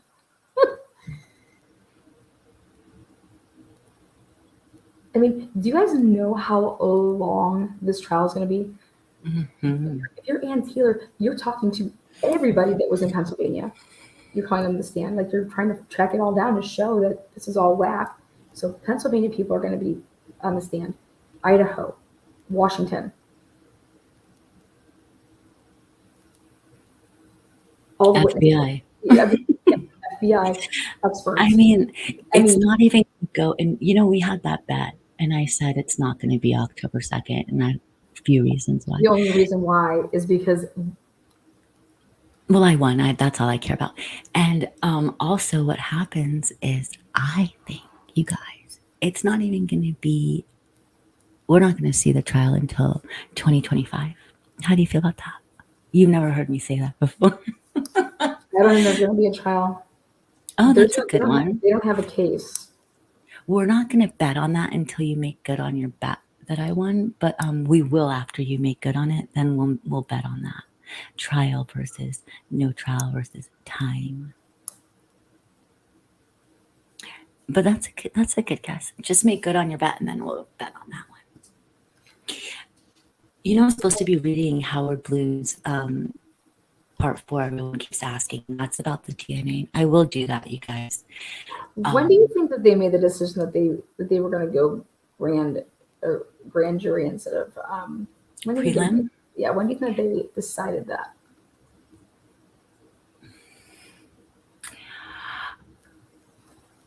I actually don't even know why they didn't go grand jury to begin Why? with. Why wouldn't you?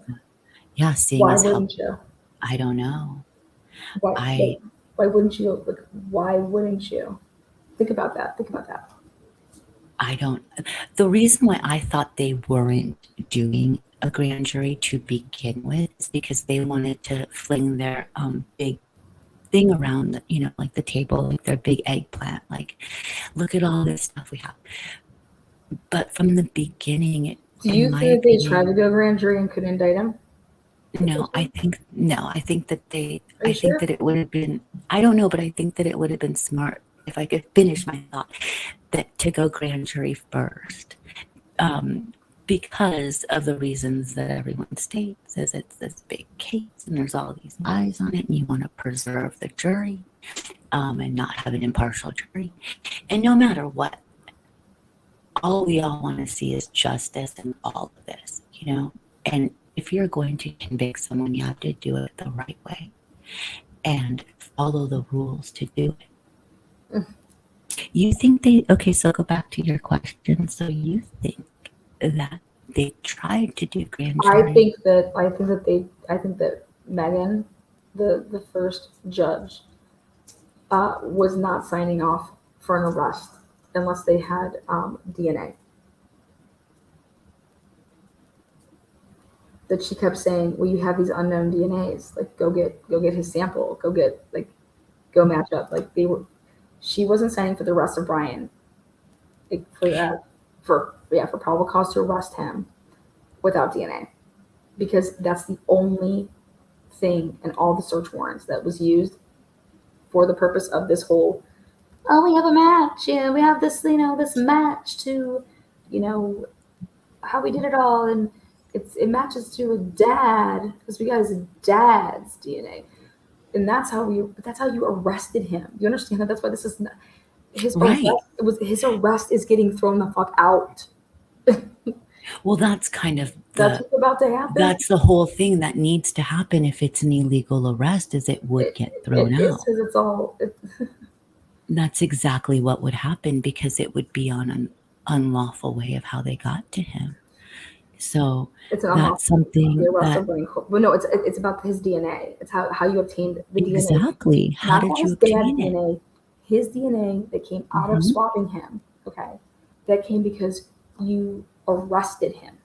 Without arresting him, You would get never the have the DNA. Yes, exactly. absolutely. So And I believe that is that's and if you look at everything, in order to search his car, in order to search his apartment, they did not. Why didn't have Pennsylvania want probable any piece cause, of is what that? you're saying. Yeah, no, they had it. The judge in Pennsylvania Hmm. signed off because they said that they saw these other search warrants. You need to read so specifically how this all happened. The only judge that saw anything to do, like that signed off on the PCA that Payne gave them for the arrest of Brian, it's the only one that has anything to do with DNA. The only one The Don Daniels, the Blake, that has no DNA in it. right, And the Pennsylvania one, no DNA. They did right. not use this match, this sheath match on to search Brian's parents' house, to search his apartment, to search his car. They only used it to arrest him. Why? Exactly. And So now now, ask yourselves why. Because they needed it. Because Megan wasn't signing off without it. So when anybody wants to say that the why would she sign off on an illegally obtained no, she DNA didn't sign off then? on the fact that it was illegally obtained.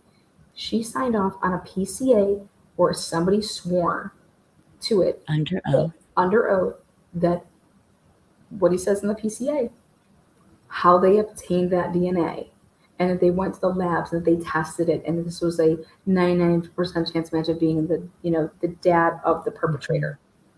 That is a match of the dad Biological of the match. perpetrator. Okay, that is what got them the arrest of Brian Kohlberger. Okay, and my question is why wouldn't that be on any of the other search warrants? So basically, what's going to end up fucking happening is your DNA is going to get tossed. Your DNA is going to get tossed. I believe that the DNA is his DNA is going to be inadmissible. Your sheath with it inadmissible. So you're going to roll to court. Okay, this is why doesn't make sense to me. Why would you rush something like this? And you don't want to fuck it up, right? But you had a guy walking around campus, but oh, he wasn't on our radar yet. He wasn't on our radar yet. Okay, you're just building a tree though, but not using the other unknown DNAs to try to build a tree because what if that tree fucking fails? Whatever. You're that DNA is gonna get tossed. So Well, that's the that means the next. sheath's out. That means the sheath's out. That means his DNA's out, right? Let's even just say that the arrest of him stands, which I don't think that it should, but let's say that it does. So now you're going to go talk to a jury and show them that you have nothing tying Brian Kohlberger. His car, no DNA. His apartment, no DNA. No digitals, no nothing. Nothing links him to any of these. And you're going to say that, well, we have a white Elantra that's driving around. That's what you think is going to get somebody the death penalty in Idaho. But we have all these other unknown DNAs in the house, but we don't know who they belong to. We have these two eyewitnesses that were inside the house. They didn't get touched. They allegedly saw a guy walking with a mask. They didn't call 911. Then they invited people over the house. I mean, are you kidding me? And you guys want to sit here and tell me that we're all crazy, but mainstream media is telling everybody that, yeah, how can you, he's a murderer. No, you guys are a bunch of fucking morons. That's what I think. I think you guys are fucking idiots and you're part of the problem. I don't name me a case that I talk about where it's like I wouldn't waste my time. I wouldn't waste my time. If I thought that it was legit and then Brian Kohlberger's the guy and he did this and this case would not, I wouldn't talk about it because it'd be like, yep, they did their job. Good job. Well, that is true, you guys.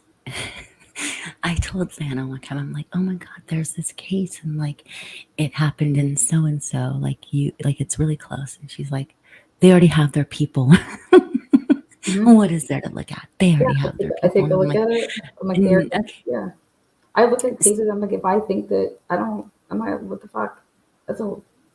But this case, Karen Reed, Dan and Daniel Moore, Brian Drake case, Shell Jr.'s case, Rachel Del Tondo's case, 100%. Cox's Blind case. Cox. Yeah, I don't take on cases that it's just like perfect and here and this is it because that's what's supposed to happen, right? But what's crazy is that you see all these like you see these messed up cases, and you have people that are mainstream media, or you have someone like Jennifer Coffeneffer, or and they're over there just like, the hell are you talking about? Like, fuck your degree, fuck your how many years experience you have. This is simple eighth grade science. Okay, this car has no blood in it. This car has no trace of cleanup. This has nothing. Okay, and here's a car that has. I mean, and you look at Tommy's car and it has blood in it. What car do you think did the murder? The car with the blood in it, or the car without the blood in it? What car are you going to pick? Simple eighth grade, fourth grade science. Which car are you going to pick? Now let's go with a simple math. Like, you cannot deny like and I don't even have that discovery. I would kill to see the Idaho 4 discovery.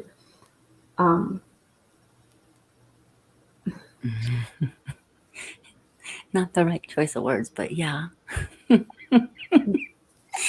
um, no, I mean that is the kind of channel that is the difference between your channel and other true crime channels is that what you focus on are things that It's a can treasure be trove. Oh, who cares about it? expounded on.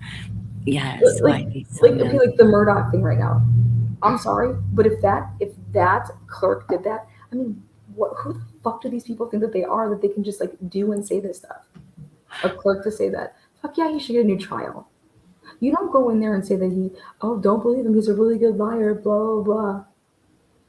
Like, why would you even say that? Who needs to say it's that? just well what's more upsetting about something like that is the amount of wasted resources and the amount of money and time that goes in when someone decides to take it upon themselves to screw with something like this because there's not that many people apparently that really care for justice and one thing that really bothered me and I guess I shouldn't care because it's still like the internet and people are just whatever but when I was reading the comments for was it long crime thing about Rachel Del Tondo from last week and it was just the most Horrible. disgusting Yeah, comments. long time we should take those comments down. And I was like, these people don't know anything. And they're just here like saying, he looks like a murderer. And they were Or saying she about deserved Rachel, it. she deserved it because, she was grooming him and blah, blah. You guys, like, it is, I don't have to tell you guys, but it was just disgusting, insanely disgusting. I Yeah, don't know. and for long crime or whatever the fuck the channel's called, for them not to take off the comment, that's just stupid. Um, but It was bad. yeah, I mean, in my stupid case, you have a magistrate and a clerk fucking googling me, fucking looking me up. That's total misconduct. So it happens every like. Ugh, don't even get me If started. someone's wrong, you get them on the right things. Nobody has integrity. You don't have to mess up. You don't have to mess with anything. You don't have to, you know, I mean, it's just crazy what happens out there. And I honestly think that many people, what are you laughing at? I'm laughing at thinking about it like this. Can you imagine being in a room where you have a round table and you got your jurors, okay? And can you imagine somebody standing up and saying, raise your hand if he's guilty? And everybody, raises their hand. And you guys haven't even debated, you guys even haven't discussed anything. Or maybe half people raise their hand, half people don't, whatever. And with what we know right now. And I would think that I'd be in that room and I'd say, okay, I have 10 questions for you. Why is there any blood in the car? And I just want to hear what these people say. Then I would say, Why didn't they call 911 if they saw a masked man in their house? Number three, wait, then they didn't call 911 when they do see the body and there's all that blood and they didn't see the blood and they decided to call friends over because that's what's going to save somebody's life if they're unresponsive? Okay. Wait, and then, wait, what's this little white car? Oh, wait, this is a 2011, 2013. Then all of a sudden they find out that this guy has this type of a car. So let's make it that year. When you're sitting there and people be raising their hands or talking and I would just go, okay, wait, there's this other DNA. How did 4 people get killed in a matter of 8 minutes? Maybe there's other people involved and that's their DNA. Like, how is the prosecutor going to like argue this beyond a reasonable doubt is beyond me. But more importantly, they're going to say, oh, because he was stalking them. Hello, there's all those pings. All those pings. Your phone pings off of a tower every day. When you drive, think about driving past the ice cream place and somebody just gets shot there while you're driving by. Oh, fucking looks like you're going to get picked up. You were just driving by, while you were pinging in the area. Excuse me. Yep, you have a white car. What? Yeah. Okay, sounds great. Good logic. And then there's no murder weapon. There's no fucking murder weapon. He went to they said that he was gonna, he stabbed all these people. Like, he goes and he teaches class. Nobody notices any marks on him. None of these people have DNA on their fingernails. Nobody got a scratch at them, but they have defensive wounds. Okay. What else do we have here? We have a DoorDash showing up at the same time, and it's not the DoorDash person. We have a bunch of people screaming earlier. We have their phones stopping. We have a dog that just doesn't have any blood on it and just totally stayed away while their owner was getting attacked. Yeah. Sounds like it sounds like he liked one of their posts. Oh, I don't see that anywhere. I mean, how can you really sit around a round table right now and literally fucking say that this guy is guilty beyond a reasonable doubt? I would say that we can't say that he liked one. You need to be in prison for thinking that like that. We can't say he liked one of the posts of Ann Taylor saying there's no connection because absolutely no connection, because there would be like even if you did one of the posts, even if you liked all the fucking posts. But I'm just saying that's not there. But there was a guy in a hoodie that's following them. Like, think about this. There's a guy in a hoodie that's following them. And then he's got mad because they just left him. Oh, and then there's this party driver that drives him home. And, we don't really see his car leave, so maybe he stuck around. Oh, and then she just bought this Range Rover. And then we come to find out, like, the facts of the Range Rover, because you better believe that Ann Taylor's all over that. But I'm just like, but it's this guy from Pennsylvania who knows nobody. Okay. PhD student there for 3 months. Okay, and then we find out that in motive here, he's a stalker. Wait, who's he stalking? Nobody's ever seen him. No one's ever seen him around there, nothing. He must be one fucker. There's all these cameras nowadays. Nobody caught any, go through all the rings of all these people that live next door, go through every single ring of every single day for the 60 days leading up to that. You don't see him coming or going. You're telling me that he was able to elude for 60 days that house being seen stalking them, or at their workplace, come on, are you guys on oh, but guess what? His alibi is that he was out driving. Can you believe that? He was just driving. Yeah, because look at his Google. He drives all the time. Look at how many miles he put on his car in just 30 days. Look at all these miles. Because we have the Carfax, because he was on top of it with getting his car and doing his oil changes. So look at all these miles he's driving. Let me explain something to you. To go to Moscow and back and just do that, it's not that many fucking miles. To get all these miles going, you have to be driving all over. And that's exactly what he likes to do. Oh my God, his bushy eyebrows. What? Stop. Like, can you imagine talking like this in a fucking circle table? And No, I'd be like, we all know that's subjective. But okay, let's hear this. This is Ship's cat. I love her so much. Hi, haven't seen her for so long. She has a question. Hamlet, if not BK, any idea who? well, I think you have to go back to the beginning when we said everybody before Brian Koberger's name was ever mentioned. You heard what I just said right there, right? Well, how about before Brian Koberger was arrested? So when everybody wants to say if not BK, then who? There's a fucking lot of people who, because we all were talking about all these people, and that they were around them, and that they know them, and that they're gonna get you, or this, that, and whatever they were fucking into. But I personally think that that's a funny thing to ask, because if it's not BK, then who? Well, BK wasn't even on anybody's radar, so it should be like the opposite way of like,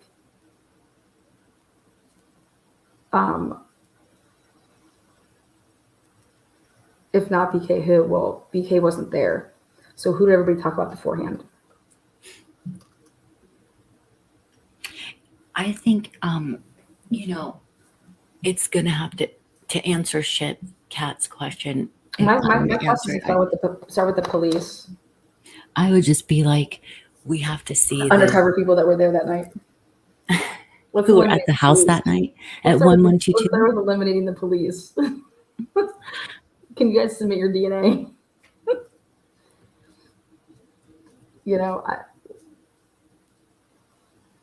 I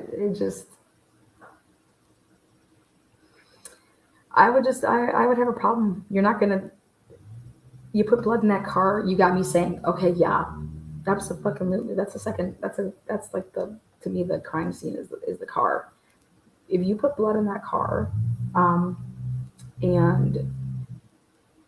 of the victims, or just anything, give me something of those victims in that car from that type of a crime scene. Now that's what we're talking about. That's physical evidence. Okay, physical evidence. Okay, because let's go ahead and look at the body cam of Blaker, of Payne, of those first responders. And if I don't see a fucking sheath on any of those body cams, which I know that there's not going to be, because that's been talked about, and that would have been wrote in that PCA, but they couldn't do all that because it's just not there. That fucker was, in my opinion, planted. The sheath. The DNA could have been planted at any point in time after that.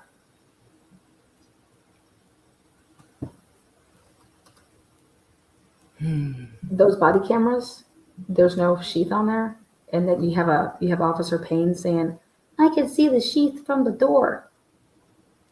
Okay. Well, Blaker couldn't, and you guys didn't talk about it. Also, on the body cams, what are they talking about?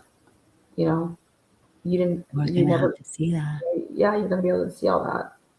And that's another reason why the house really shouldn't get torn down. You can do all of, the 3D imaging you want to, and they have really great ways to do that now with technology, but you're not going to be able to hear what it sounds like, what the materials are made out of.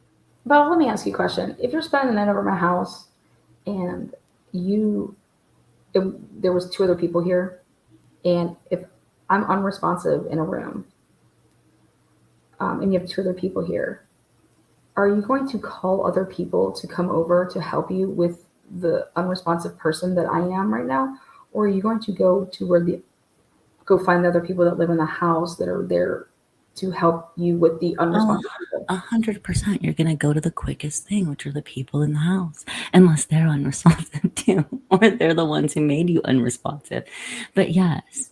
So, like, for example, Dylan,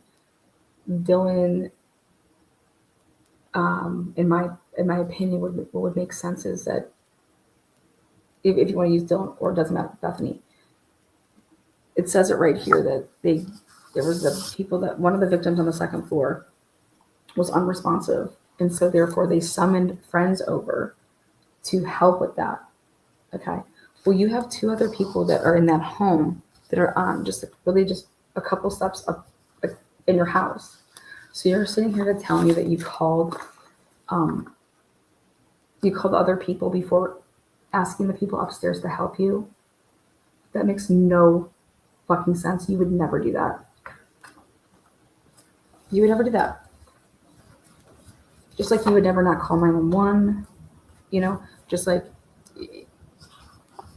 it just, None of that, the 8 hours makes sense. And I don't think it makes you know, sense to anybody. I can't imagine if if I couldn't get to my friend and they were in the bathroom, let's say, and let's say they were running the shower and they were taking a shower, Mhm. and I'm like, holy shit, they've been in there for a minute, and I go over to the door, hey, so and so, hey, so and like they're not saying anything back. Let me call somebody and have them come over versus you're literally a room away from me that I wouldn't go and get you to help me. It's who's in the house. The fuck out of here. That's never so the that is not logic. You wouldn't call you would call other people because you're not gonna go upstairs because you know. Or or you already went upstairs and therefore you're lying about your story. But if you have people that live with you or in your home and oh my god, you think that people are unresponsive, you're going to ask for the help of your friends that are like right there. So you wouldn't have called people to come over to help you with the victim on the second floor that's unresponsive. You would have done that after you got help from within your home. But who was even supposedly unresponsive? Like, did Dylan say? No, that's what they said. That's like the next day.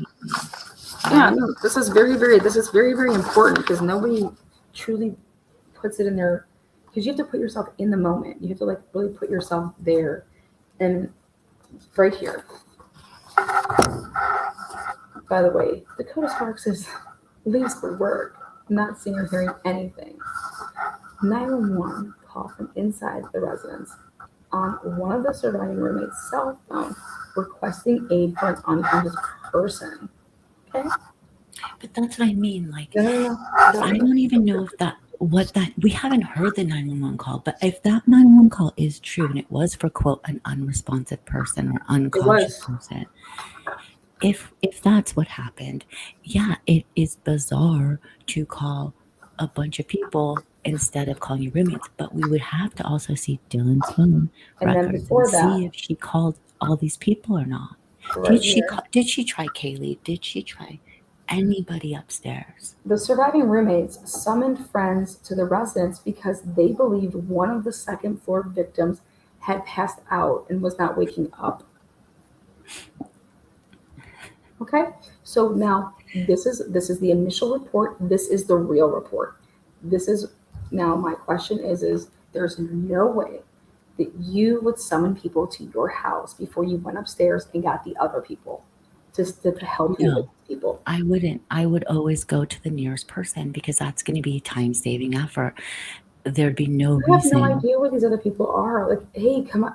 You call the people who are close. Hey, oh my god, I can't. Oh my god, so and so's alarm is going off, and like the doors, I can't get in. I mean, you can't get in. Like, just think about all of that. Like, that's not gonna fucking happen, man. It will after you go upstairs. You are going to hear an alarm going off. Oh my god, why is Ethan's alarm keep going off? What the hell? So you get up out of your bed because his alarm keeps going off on his like iPhone. Let's just say, because that to me could make sense, and it would be distracting that you'd be like, what the hell?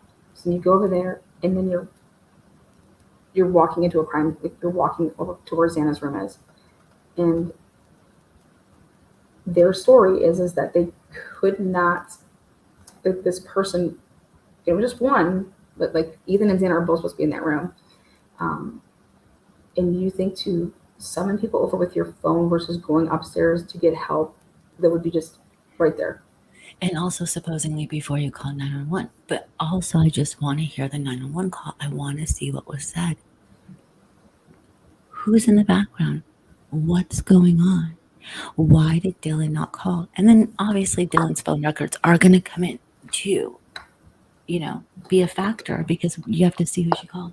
Ship's cat wants to know. I mean, It has any nothing to do cuddle with was the pass out though. Like that's what people aren't understanding. This is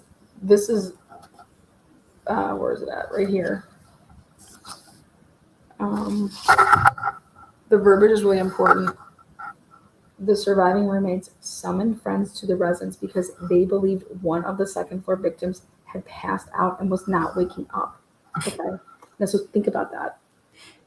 If I can't even believe that statement. Like it's just bizarre to me. Like I need to hear the 911 call. okay, so this is what doesn't make sense. That would mean that after whatever happened in Xana's room, that the door was shut. Hear me out. You close the door. Then that means that it had to be enough space, like because obviously who's ever going to be closing it, like the bodies or whatever, wouldn't have been by the door, so you close it. Then you're going to sit here and tell me that one of those two people were still alive and that they crawled or did something to get themselves over to that door, because then they would have put themselves to impede then the door being opened, Mhm. but enough to still see a body, but nothing to see blood, right? Oh my God, oh my God. You know, I mean, you call for, you would not, you would say, you'd be screaming for Kaylee and Maddie to come down here and help you.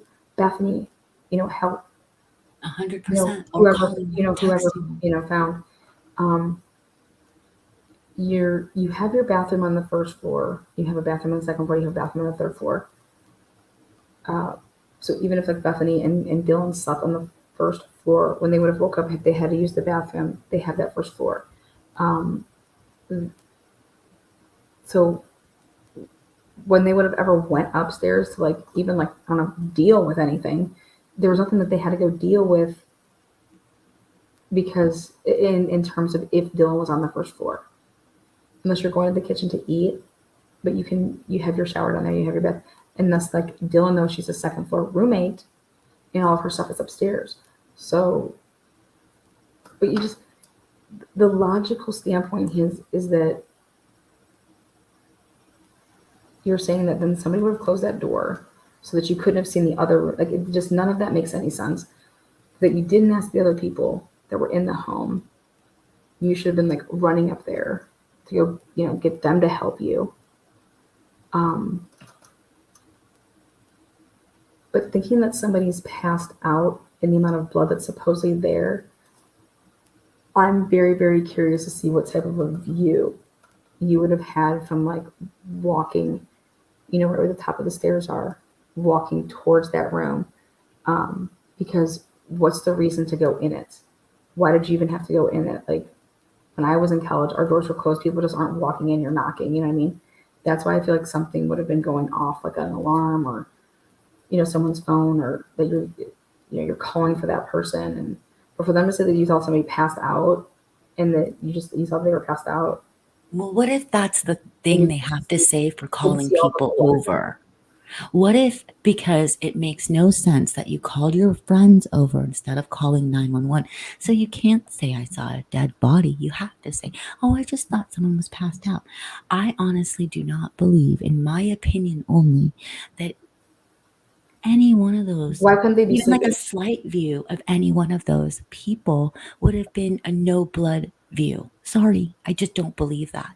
Now, I think that that was a whole thing of saying someone passed out so they could have an excuse as to, we don't know, we didn't know, we just thought they were passed out, so we just called friends. I don't understand it, but I haven't heard the 911 call. Ship's cat. There's In just no my way that opinion, I don't know. I don't have any. I don't know who a suspect would be. I'm waiting for the trial to see what they present. I'm really confident in Ann Taylor. If she believes in her client's innocence, that she's going to put on a very good defense, because she's also not bought. Like, you can't say she's bought by the government there. Put on a very I good think Brian's defense. going through all that discovery. I think so too. I think that he absolutely would. He's very knowledgeable in that. But that would be what I would think. And I think they're going to go for a third party culpability defense. A That's third how party, yes, that's how I believe that that's happening. that's very true. I think that that might happen. Welcome, Osim. That's what I think. I do believe that there would be, I actually, that would be a very high probability in my opinion as well. But there's a lot of this that we just don't know, and there's been, you guys, you know, because you're on a facts only channel when you're listening to Lana, but like there's so many people out there that have said things that just, even you know this about mainstream media, stuff that just isn't true, you just can't necessarily buy. So it's just, there's all these rumors floating around, and the trial can't come fast enough for me. I just need to know, like, I'm tired of all of these like bizarre This is this dots. is this is when I believe they went into a different direction when they had a little round table. As soon as Mr. Gonsalves said that law enforcement wasn't talking to him anymore, Hmm. okay, That Wednesday was the last time they talked to him. Yeah. yep, this is when the investigation moved in a completely different direction. Was when they came across, in my opinion, they came across Brian Culver's car. Would be the 25th. Um, but they knew that they were going to come across that car. So again, that's just my opinion. And now you have to throw in, when do you think that they got when did the FBI submit their tip of that name? You know, I think it was, in my opinion only, you guys, and that's what you're going to hear here. I'm not going to say that I know when I don't. In my opinion only, I believe that they got the name Brian Koberger very early on, and I don't think it was from like a DNA thing. I think somebody said it. A CI said it. Someone in the house said it. A police officer said it. Somebody said it. And then and that's always been something that I've thought. Lan, I'm not going to speak for you. But yeah, I think it was earlier than the Bolo. oh, well, I think it's just a matter of if you had Brian Kohlberger in mind before it happened, or if he became um, like for me, for example, like Daniel Moore was not On their radar. Daniel Moore was not somebody that they were planning on framing in the beginning, okay, and that he became somebody that they decided to frame. So then, for me, with the Idaho 4 case, in the way that I see that ISP works, um, you know, when you have too many hands in the cookie jar trying to run like an investigation, you have like 120, officers, agents, 120 people. Like, how the fuck do you keep your eye on 120 people? They just, that's just wild. It's too many. But you'd have to have those people reporting to like their people. You know what I'm saying? Like their agencies, and then like the person that's. But how can you have like people going and interviewing a bunch of people, or you go do this, and then you're supposed to get these reports, and then you have to brief these reports, and you have to look at them all. Like, how are you putting something together? So, for me, you have a case here, and no, I don't believe that they would have arrested anybody with this type of work. It would have taken a lot longer to do, and if they would have got to Brian Culver, let's say like in a year, I could get behind that. But that's not what happened. This That's not what happened at all. Thank you, Ship's Cat. Love you, miss you so much. I will be doing a live, like a bunch of lives, but one for the part 4, because I have part 1, 2, 3, and 5, not 4. So Howard sent it to me, and I promised him I'd do it. So How are we all in danger when Brian Culver was arrested? what do you How, mean? like, when he was arrested, you got somebody that was off the streets that allegedly did these 4 murders, right? Mm, But yet, when he was out and about and he has no connection and he's not this serial killer, the the police say that the community is not in any danger. Okay, so you tell your community that no one's in danger, right? But then when you arrest him, now we're all in danger because we cannot let any of the material that could potentially be found out. Like it's, this has to be under seal because it's, you know, I, that just doesn't make sense. I mean, if you're gonna go by that logic, they'll remember when my favorite Coomer Green told everybody to stay like they're safe on campus. Like, don't worry. And then Olivia Gonsalves came out and was like, everyone go home. Like, this is ridiculous. You're not safe. So, I mean, are you gonna? Yeah, I mean, I think, well, of course, like, but she was right in a way. If you think about it, if you arrest Brian and Brian's the guy, right? How are any of these people, like, he's a serial killer in the making, right? No, I'm talking about the time, Why like would, right after it happened when he yeah, no, was but that's in. what she was saying. Like, you guys aren't safe. What do you, how is anybody safe? Four people were just, basically what she Absolutely. was trying to say is that the 4 people just did this. Or 4 people just died. One person, however many people did this, but they were at their safest, that they're at home, and someone Mm. literally came in there and did this to innocent people. Um, In your sanctuary. I mean, literally everything about this stuff is what horror films are made out of because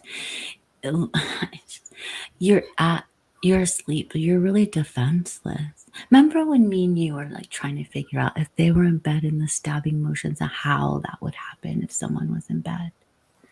you mean like in the same bed, and you just got Same it? bed. Yeah, Even and one person in a bed, but yeah, we were thinking same bed. Like how difficult the positioning of your body would have to be as the killer to put that force down. And I don't know if anyone has done this at home. I mean, don't do it with like a real knife and a real wait, human or anything alive, but pretend, like take whatever, a pencil that's not sharp, an unsharpened pencil, and see how you would have to stand over a bed to do that. It'd be difficult. I mean, you'd have to like, I don't know, try it. I don't Tell us believe if that. I don't believe that Ethan was killed in a bed. I don't believe, like, I don't believe anything that these people have told us. So I mean, this is what I think. I believe is that 2 people were on the 3rd floor and 2 people on the 2nd floor. Where they were, if they were standing up, if they were, you know, um, I'm going to believe Mr. Gonsalves before I believe anything that law enforcement on this case has said. They've lied to us, to the public, numerous times. mm, That's apparent, and they can do that. They're allowed to do that. They are allowed to do that. mm-hmm. They have an investigation to run. I just wouldn't be saying anything. I don't have to come out there and say anything, so I'm not going to say anything. I want to keep my trust with the community. But Mr. Gonsalves was very, very adamant about that these points of damage don't match. Mm, And I don't know what he saw. I don't know where he got this information from, but he decided to go out to the news media and say that, and that these points of damage don't match. These points, these big gouges, like this is, and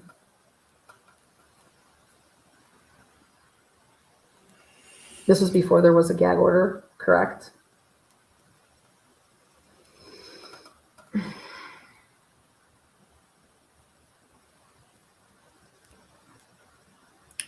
I think Shannon's still trying to fight the gag order, but yeah. Um,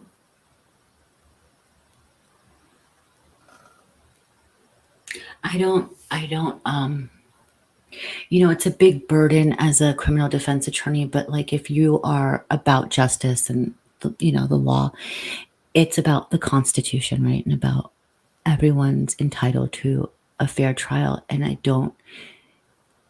I'm glad that Ann Taylor is on this. Like the attorneys we've seen, in the Sheldon case or like in Cox's case, I don't want to say in other cases, but they're subpar. And I think that it just, I don't know. How do you not open up a discovery? Like, I don't get that. I mean, I don't either.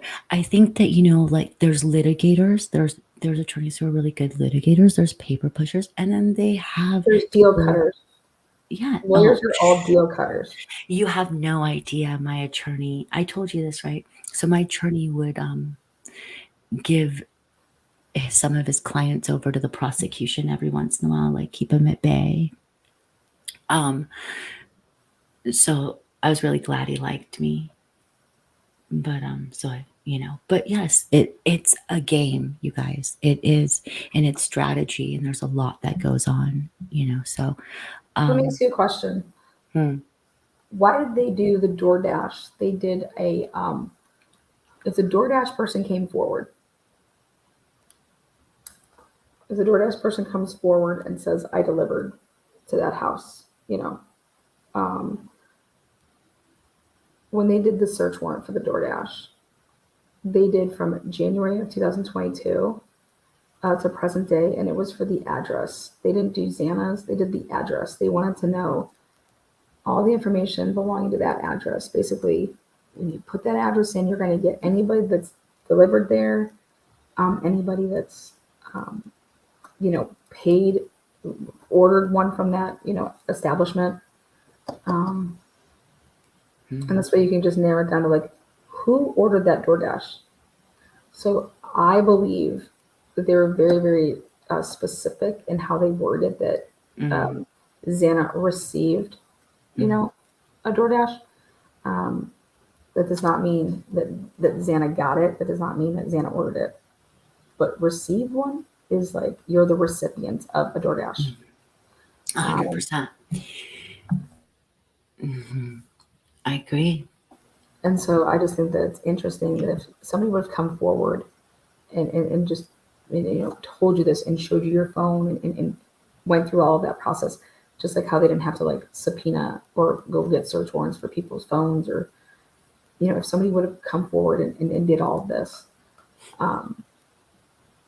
would that search warrant have been necessary? And so I think that to just write off this whole like, think about it, guys. Think about all the storms that are going on. Everything. That house is just a freaking revolving door.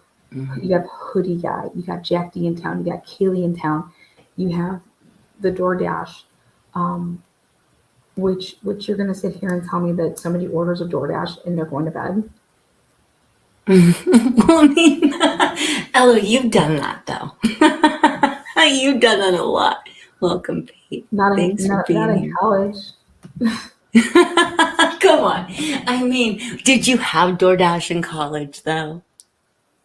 It's No, come on. How many times? Think about that. Look, when you drank in college, whenever, you want a really greasy meal when you're home. And maybe you'll pass out before, but yes. I'm just looking at it like, if I order a DoorDash at 3:00, it's going to be there at 3:30. If I order a DoorDash at 2:45, why would it be there at 4? Nobody wants to talk about that, but I think it's important. And I also think it's important that they had to do a search warrant for it. No, now that is interesting because they said the DoorDash driver came forward and they were cleared, right? That Actually, per what we've seen. Why would they? And Lana's right. The search warrant receipts that for DoorDash is for the house, so it's not like for specific people. It's for the entire house.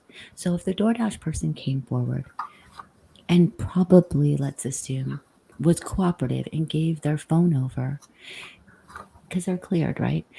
Wouldn't that info be on there unless there's another thing, another DoorDash or another something else that we don't know? And so then you have to get a search warrant.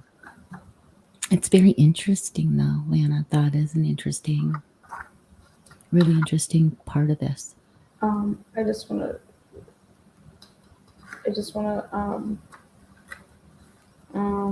where is it?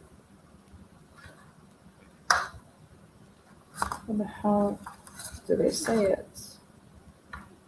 We're all losing our mind. Today Okay, was like here we the go. worst. Hello, seriously. But Um, we'll do like a prayer at the right end here. for the Anytime you guys victims. about like that ISP told you anything, so like I've never done this before, and I'll do it with this. ISP. I was later advised by ISP investigators they located a tan leather knife sheath. Okay, this is Blaker's statements. You know, I was later advised by ISP. He doesn't say pain, right? Mm. And then Gotta love Hector the projector. So handy. Don't you think, Ella? Like it's so much better. I mean, you already know. Everyone loves Hector. And then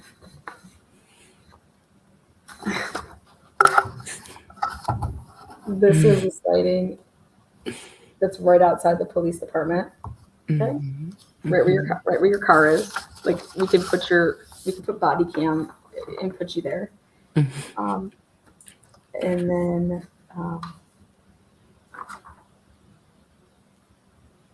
and like literally understand how many loops did you think you made when you were driving around that night? Oh god, yeah, we drive around so a lot.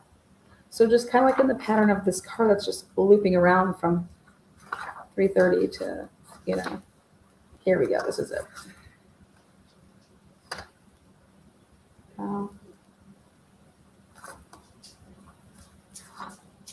But where is the?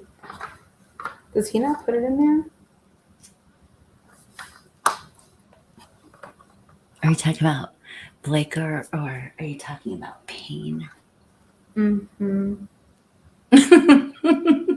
And I was just Okay, like this is a lie right here. This is a flat out lie. Is a residential neighborhood with a very limited number of vehicles that travel in the area during. So like I went through this and I said this is a lie. Well, I mean, that was the one thing that the Linda Lane footage. That's your opinion. Like get fucked. Get fucked. Linda Lane footage did show us that that's not true, but that's the one thing that I will give the Linda Lane footage credit for. Okay, so let me get this straight. We were doing video canvassing in the neighborhood. Yes, okay? That's what they said. And you didn't enter any videos until November 18th. You do know that, right? I'm sorry, repeat the last part. Like they said, like on November 13th, they started doing their neighborhood canvasses to locate. Okay. And they said this video canvas resulted in the collection of numerous surveillance videos during this canvas. Right. And in the area from both residential and business addresses. I have reviewed numerous videos that were collected and have had conversations with other MPD officers, ISP detectives, and FBI agents that like reviewed that. And it's like,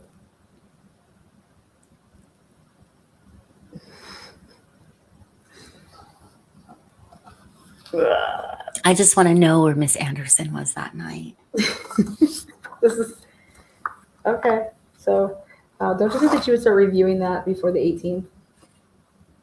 For all you know, you could have like seen the guy walk out of the house fucking clear as day. You know what I'm saying? Like, does anybody not process that? Like, Think about that. I'm not going to look at any of this camera footage until the 18th of November. Wait, what? Like, you're shitting, right? What? You could have just had the dude walking out, like, and see something. I think something's up with it. There might very well be. They might have thought they don't need to. Like they don't, like, you guys, it's not what they put in a PC, it's what they don't. What you should see here, okay, is what you should see here if it does exist. And people can say, oh, they're waiting for fucking, okay.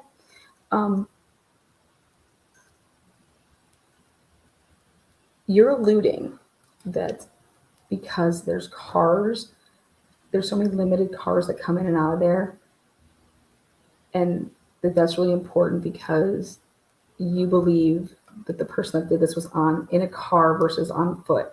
How are you eliminating anybody that would be on foot to not do this crime? Why? How can you sit here and say, when you would be, talking about that, to eliminate, to say that right here? Based off of my experiences as a patrol officer, this is a residential neighborhood with a very limited number of vehicles. Are you kidding me? Do you know how many body cam footages I've gone through?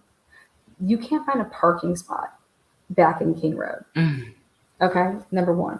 So there's a ton of vehicles, but it's very limited number of vehicles that travel in the area during the early morning hours. Okay, well, so why aren't you mentioning anything to do about anybody that's on foot? Like, why wouldn't you be talking like it's limited of people walking? Like, so basically you're throwing it out that the person that did this could not have been on foot. They couldn't have like walked away versus got in their car, right? Like, you know what I'm saying?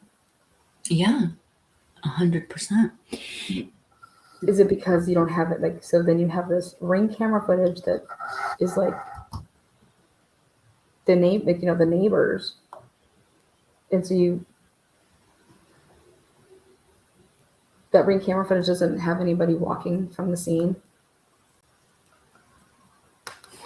Like that it doesn't have anybody coming out of the house. Like, I don't know. I mean, that's going to be interesting because as we've seen, there's a lot of activity with cars. So, and it's a college campus, and I think on any given night, even in the body cam, even from that night earlier, obviously, there's a lot of people walking, and other nights they're walking. and so, okay, so then my next question is, before we round up, is why does Blaker see that Brian goes straight home, but then Payne says that he doesn't. He goes on some wild path. What I mean by that is, in order for him to get a search warrant for the house, for the apartment, Blaker says that he went straight home.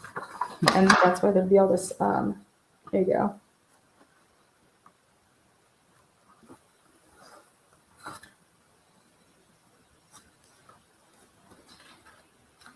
Okay. Based on my training and experience, well, how many murders have you done? When someone plans an event or action, one likely location for doing so is in their residence or office. One would not want to conduct such planning in public. Isn't stalking though in public, but okay. If they are planning a criminal act, and so it is even more likely that planning of a criminal act would be done in one's residence or office. So Blaker is saying that Brian Culver, this was planned. Okay, think about this. This is planned. And that this PhD student planned this and just would have planned this at home and left all his shit there and everything's going to be there all this time later. These murders appear to have been planned. rather than a crime that happened in a normal or in a moment of conflict. Why does he think that?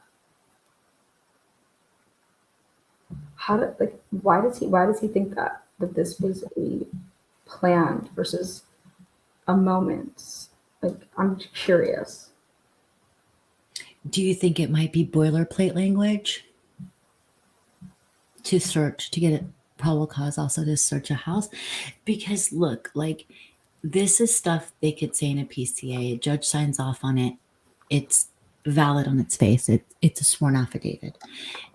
Going into the trial, I just watched like this amazing trial. But okay, anyways, if this was, let's say this was something that was said on the stand, which I don't know if it will, usually it's not like that. Those are the questions that the defense attorney would ask, is how many murder investigations have you done? Why would it be this instead of that? What are your statistics? What research did you use to get to this? Look at what they're looking for. Read this. He's I think I saying, have to make it bigger. Hold the phone. oh, you want to make it bigger? I can make it bigger. Yeah, make it bigger.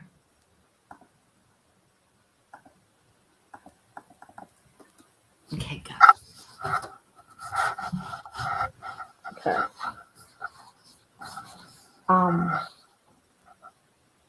The plans may have included a review of other murders or violent assaults, stabbings, and or cutting of people, as well as how to avoid detection after the commission of such crimes. Now think about what what he was doing for his like thesis and review. Mm. Okay. All right. So this is exactly what that is. Well, it's also alluding to that this is a potential serial killer, because it may have been Details of the 1122 King Road residence. Details of the residence. Mhm. Why do they believe, like, just its location, neighborhood, and or information about one or more of the victims?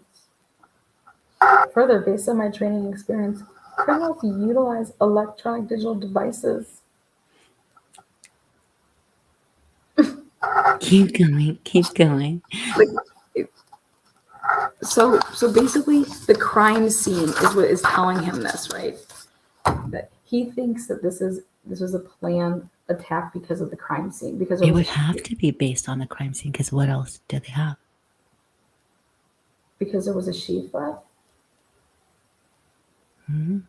I'm just saying, like, what evidence of the crimes described in this application could be contained in any type of digital. So he wants all this digital stuff. So then check this out. Have to be on his background. And guess what? Everything that they thought they were going to go and find, they didn't. You know, usually in a probable cause, like, you find shit. We don't find anything. You Now, mean like, this is supposed to. you mean in the return for search warrant, for the search warrant for his place? Yeah. Okay. Ready? Yeah. Here you go. The King Road residence contained a significant amount of blood from the victims, including spatter and cast off. Blood stain pattern resulting from blood drops released from an object due to its motion, which, based on my training, makes it likely that this evidence was transferred to Kohlberger's person, clothing, or shoes. Based on the location of the suspect's vehicle and his phone, immediately following the murders, it is probable that Kohlberger went home. Wait, what? So you have Blaker saying that based on his phone and wait, what? Read this. You can't make this up. The King Road residence contained a significant amount of blood. Blood drops, spatter, right here. Based on locations of the suspect. You guys, she vehicle. has the S underlined. Yeah, I'm a sick son of a bitch. Based on the locations of the suspect vehicle and the 8458 phone immediately found the murders. His phone was off. What the fuck are you talking about? Immediately gone. His phone was off. His phone didn't even ping. But guess what? It is probable that Koberger, he went home to his residence. Now, you were expecting to get, but look at, they don't even talk about his fucking car in this. This is how I know that they knew that there would be nothing in his car. They don't even mention. That's the first thing that I would say is I want to get in this motherfucker's car. I think your watch is grinding. What is that? My watch. No, it's not even a watch. Are you wearing new jewelry? Like there's a bunch of noise when you do that. Because I'm moving the paper. Oh my god. Yeah. Okay. Look at the time, it is likely that he still had blood or other trace evidence on his person, clothing, shoes, including skin cells or hair. Okay. Wait a second. Or the fucking victim's dog. If that dog doesn't shed, are you dumb? That dog doesn't shed. It's a hypoallergenic. It's a hypoallergenic. What the fuck are you talking about? I hope that you find a fucking dog here because it ain't gonna be fucking Murphy's. I mean, do people like who buys this shit? Oh, well, because people don't fucking like they just listen to mainstream media. It is likely that some trace evidence was transferred to areas in his apartment. What about his car? Wouldn't you be writing that? Car. You should also just be including that. They don't even mention the fuck his car, right? It is likely that some trace evidence was transferred to areas in his apartment through contact with the items worn during the attack. So he went straight home. His phone was on. The fuck are you doing? Dude, who believes this shit? This is all lies. This isn't a PCA.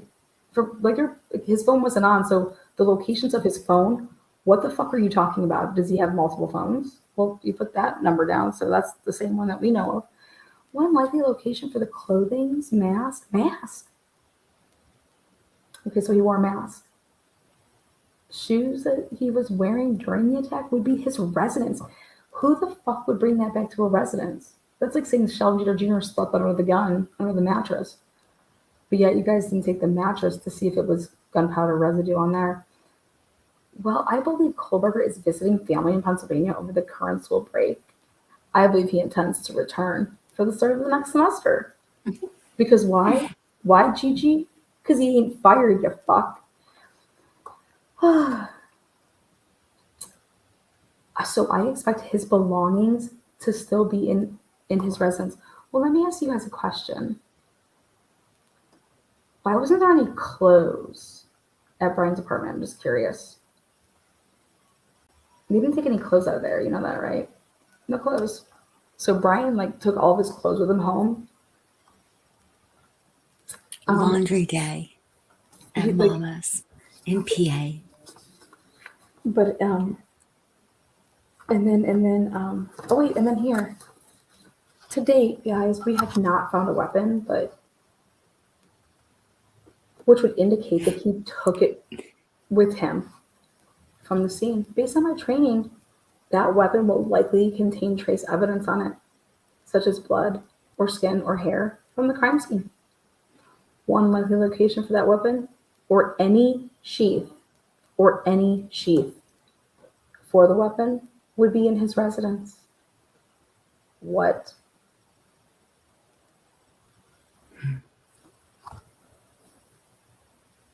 That's interesting. Or any sheath for the weapon would be his residence. Was this written up before? No, come on. Before Blaker was told, "Hey, we have a sheath."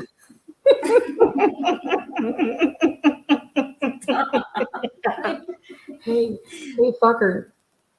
May I look at these Trulies? I'm gonna pour them all out. Oh, I forgot. We found a sheath. That's right. I fucked it all up when I just left that sentence in there. You guys didn't know that they were piecing this together, and somebody just fucking forgot that. Oh, likely location for the weapon or any sheath for the weapon. So knives now come with multiple sheaths when you buy them. Never. Unless you make your own, but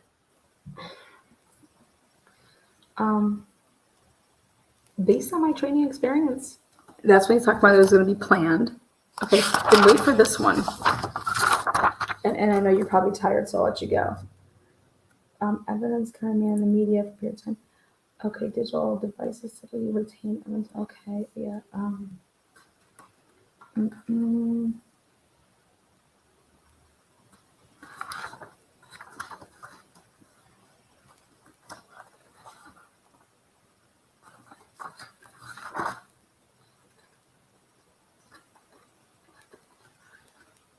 can you guys hear the coyotes howling? It's like their time to do it.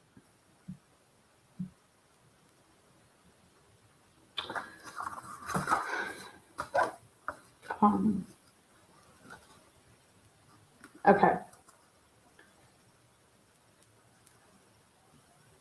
Now think of like you just want to find all this stuff like when you're like these are things that like, he's saying that he's expecting to find or like that he could find, right?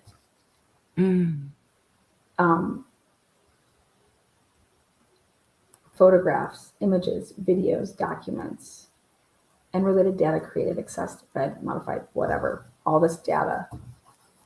Okay, evidence of the use of device to conduct internet searches relating to a review of other murders. Okay, mind you, he's a fucking criminologist student, but okay, here, take a look. You found it? Yeah. Now, okay, ready? Now think about this. Based on ISP investigators' view of the apartment on December 27th, their view. So Blaker's admitting that there was ISP was there In Washington. in Washington. ISP investigators are in Washington monitoring on the 27th their view of this apartment. So based on ISP investigators' view of the apartment on December 27th, I know. So what were they doing there on December 27th? Like Viewing. Like he's not there. Monitoring. Viewing outside. Well, How many? ISP, but this is in Washington. Does it matter? I don't know. Okay, so I know that It's all incestuous. I know that it's a 3-story building, multiple occupancy apartment, which is tan and white. That's what they were doing, Lana. Stop taking away from them. They're looking at colors and counting steps. Apartment G201 is located in the northeast corner of the second story of this building. The door to G201 is located on the east side of the second story landing, and it is designated by the numbers 201. No, think about this. No, think about this though. The door is white, so you had to get up into that piece. Yeah, you're looking. White. You're like you have your. You can get pretty close, right? The door is white with a swinging screen door on the outside of the main door to the residence. Is it mesh or metal? Kohlberger has been identified as the occupant of this apartment on leasing documents obtained via subpoena. Via subpoena or via search warrant? What would it be? If they're getting the lease, it would be a subpoena. As part of this investigation, I want to know when they subpoenaed the lease. Yes, duh. Write it down. When was this done? When did you guys ever subpoena this landlord? It's that hour where I get loopy though. We're almost at 3 hours. Investigators have been informed via the postal inspector. Who the fuck is the postal inspector? You don't remember when going postal was like a bad thing to say? Like, do you remember that? The 'Cause caller is the only person receiving mail at Department G. This leads investigators to believe he is the sole occupant. Wait, why would you wait? I guess I'm confused. If you got the lease, he's the only person on the lease. mhm. So are you telling me that he can have somebody staying with him in a school issued place? So anyways, they talk to the inspector, guys. I mean, And it just makes their job a little easier because they could know that stuff and just, yes, they talk to the post now we general know. master. Well, now we know, as I'm telling all of you guys, that ISP was there for what purpose on the 27th? Wait, what's the day that they get the fucking DNA and blah blah? Wait, where did they get the DNA at? What's the day they got the DNA? Oh, the 27th is the day they got the DNA from the trash. When ISP was at his fucking apartment. You guys, are you guys paying any attention now? Okay, so wait, they're like, wait, back up, Lana, back up. Wait, what did you just say? I'm saying that on the 27th, when they claim that they got Brian Koberger's daddy's DNA from the fucking trash can over in Pennsylvania, ISP was over in, right here. ISP's just hanging out on the same day at his apartment where his daddy was just at when he came and he flew and he didn't drove him back.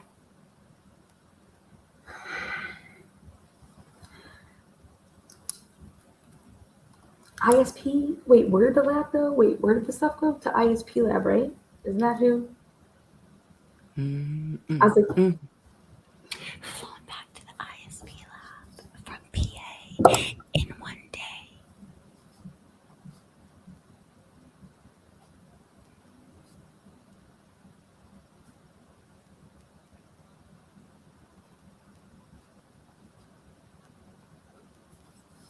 I mean, it would have been like, it was just trippy to us at the time that it went to ISP. Because we're like, why would it go to FBI lab?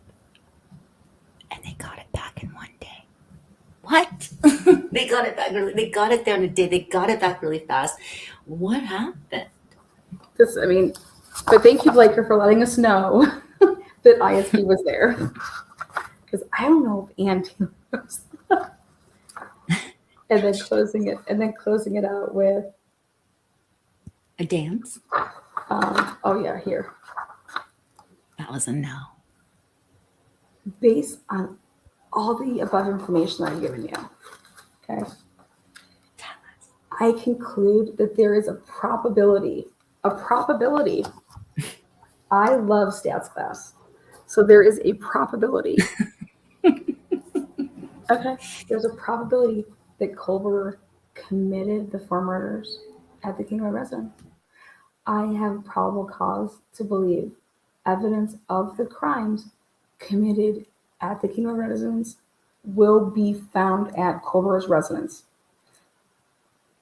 Now, I would ask Blaker to read that on the stand, and then I would say, did you find any? No more further questions. So your probability is now what? Now, would you say that your probability goes down, or does it go higher that he did this? That there are no. I think the way that math works is that it would go down, the probability now, so that there isn't any place. Are you doing a statistics Would class? go down, right? So what's the probability now that you know what's inside behind door number 1? Now that you know that's a big fat goose egg, what's the probability now that he did it? What was it before when you said that there was a probability? What were you thinking, like 8 to 10 odds? So now there's nothing inside? Is it like a 0? No. No, there's still a chance. And then based on all of my above evidence, I'm There's keeping still a search warrant for chance. Culver's residence for. So I would just say, did you find the things that you, because this is what you were looking for. Did you find blood? Did you find fluid, human tissue? Did you find knives, sheaths, sharp tools? Did you find any images? Did you find any of this shit? The stuff that you went there to fucking get, did you find it? This is the stuff that you were looking for, right? That you needed. Okay. Now, did you do the same thing? Did you go and search Jack D's? Did you go and search, I don't know, Adams, the hoodie guy? Anything there? You know, clothing, trace. What did you find? 8, 4, 5. So, I mean, and with that said, the answer is nothing. You found fucking nothing. You found nothing.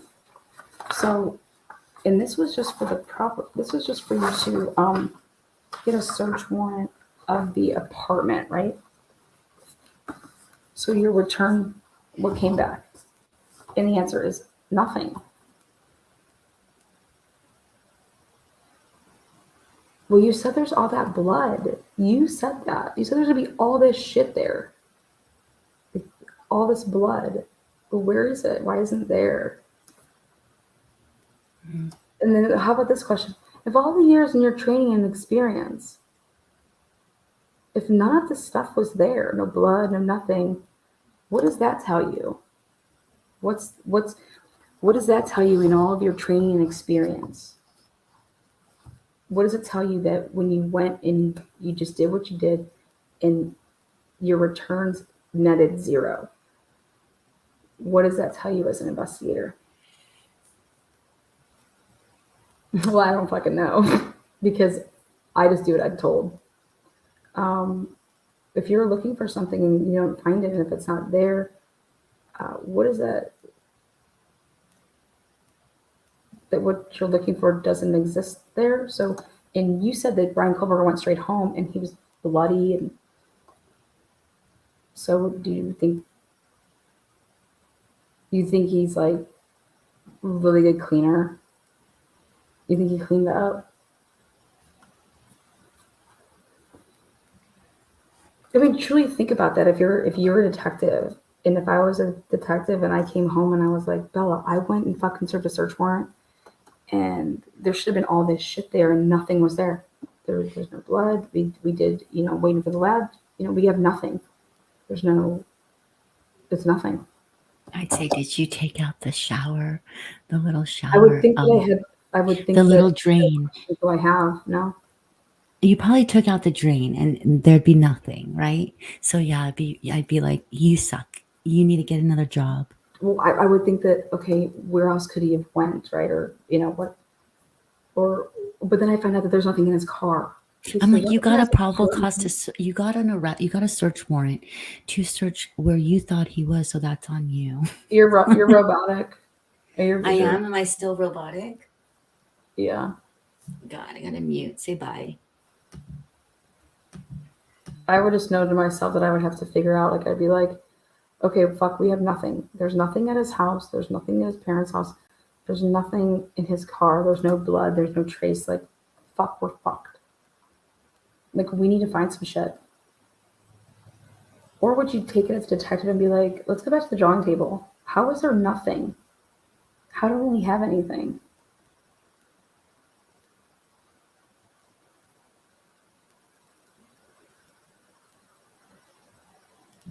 Am I still robotic? No. So with that said, you ready to end it? Because it's gonna go crazy again. Thank you for coming on. Oh my God, no, thank you for having me as a guest. I loved it.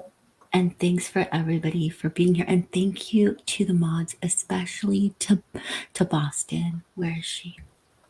Love you, B. Gotta find her. Thanks for all the TNT people that came on over. Yes, and thanks for Canadian True Crime Buff and for Michelle S. for gifting memberships and for all the people who got memberships. I will be doing a reading soon. Hope you guys enjoyed. Lana hasn't been on for a minute, right? So you got it. Aw, Hemdall, sweetheart. Thank you.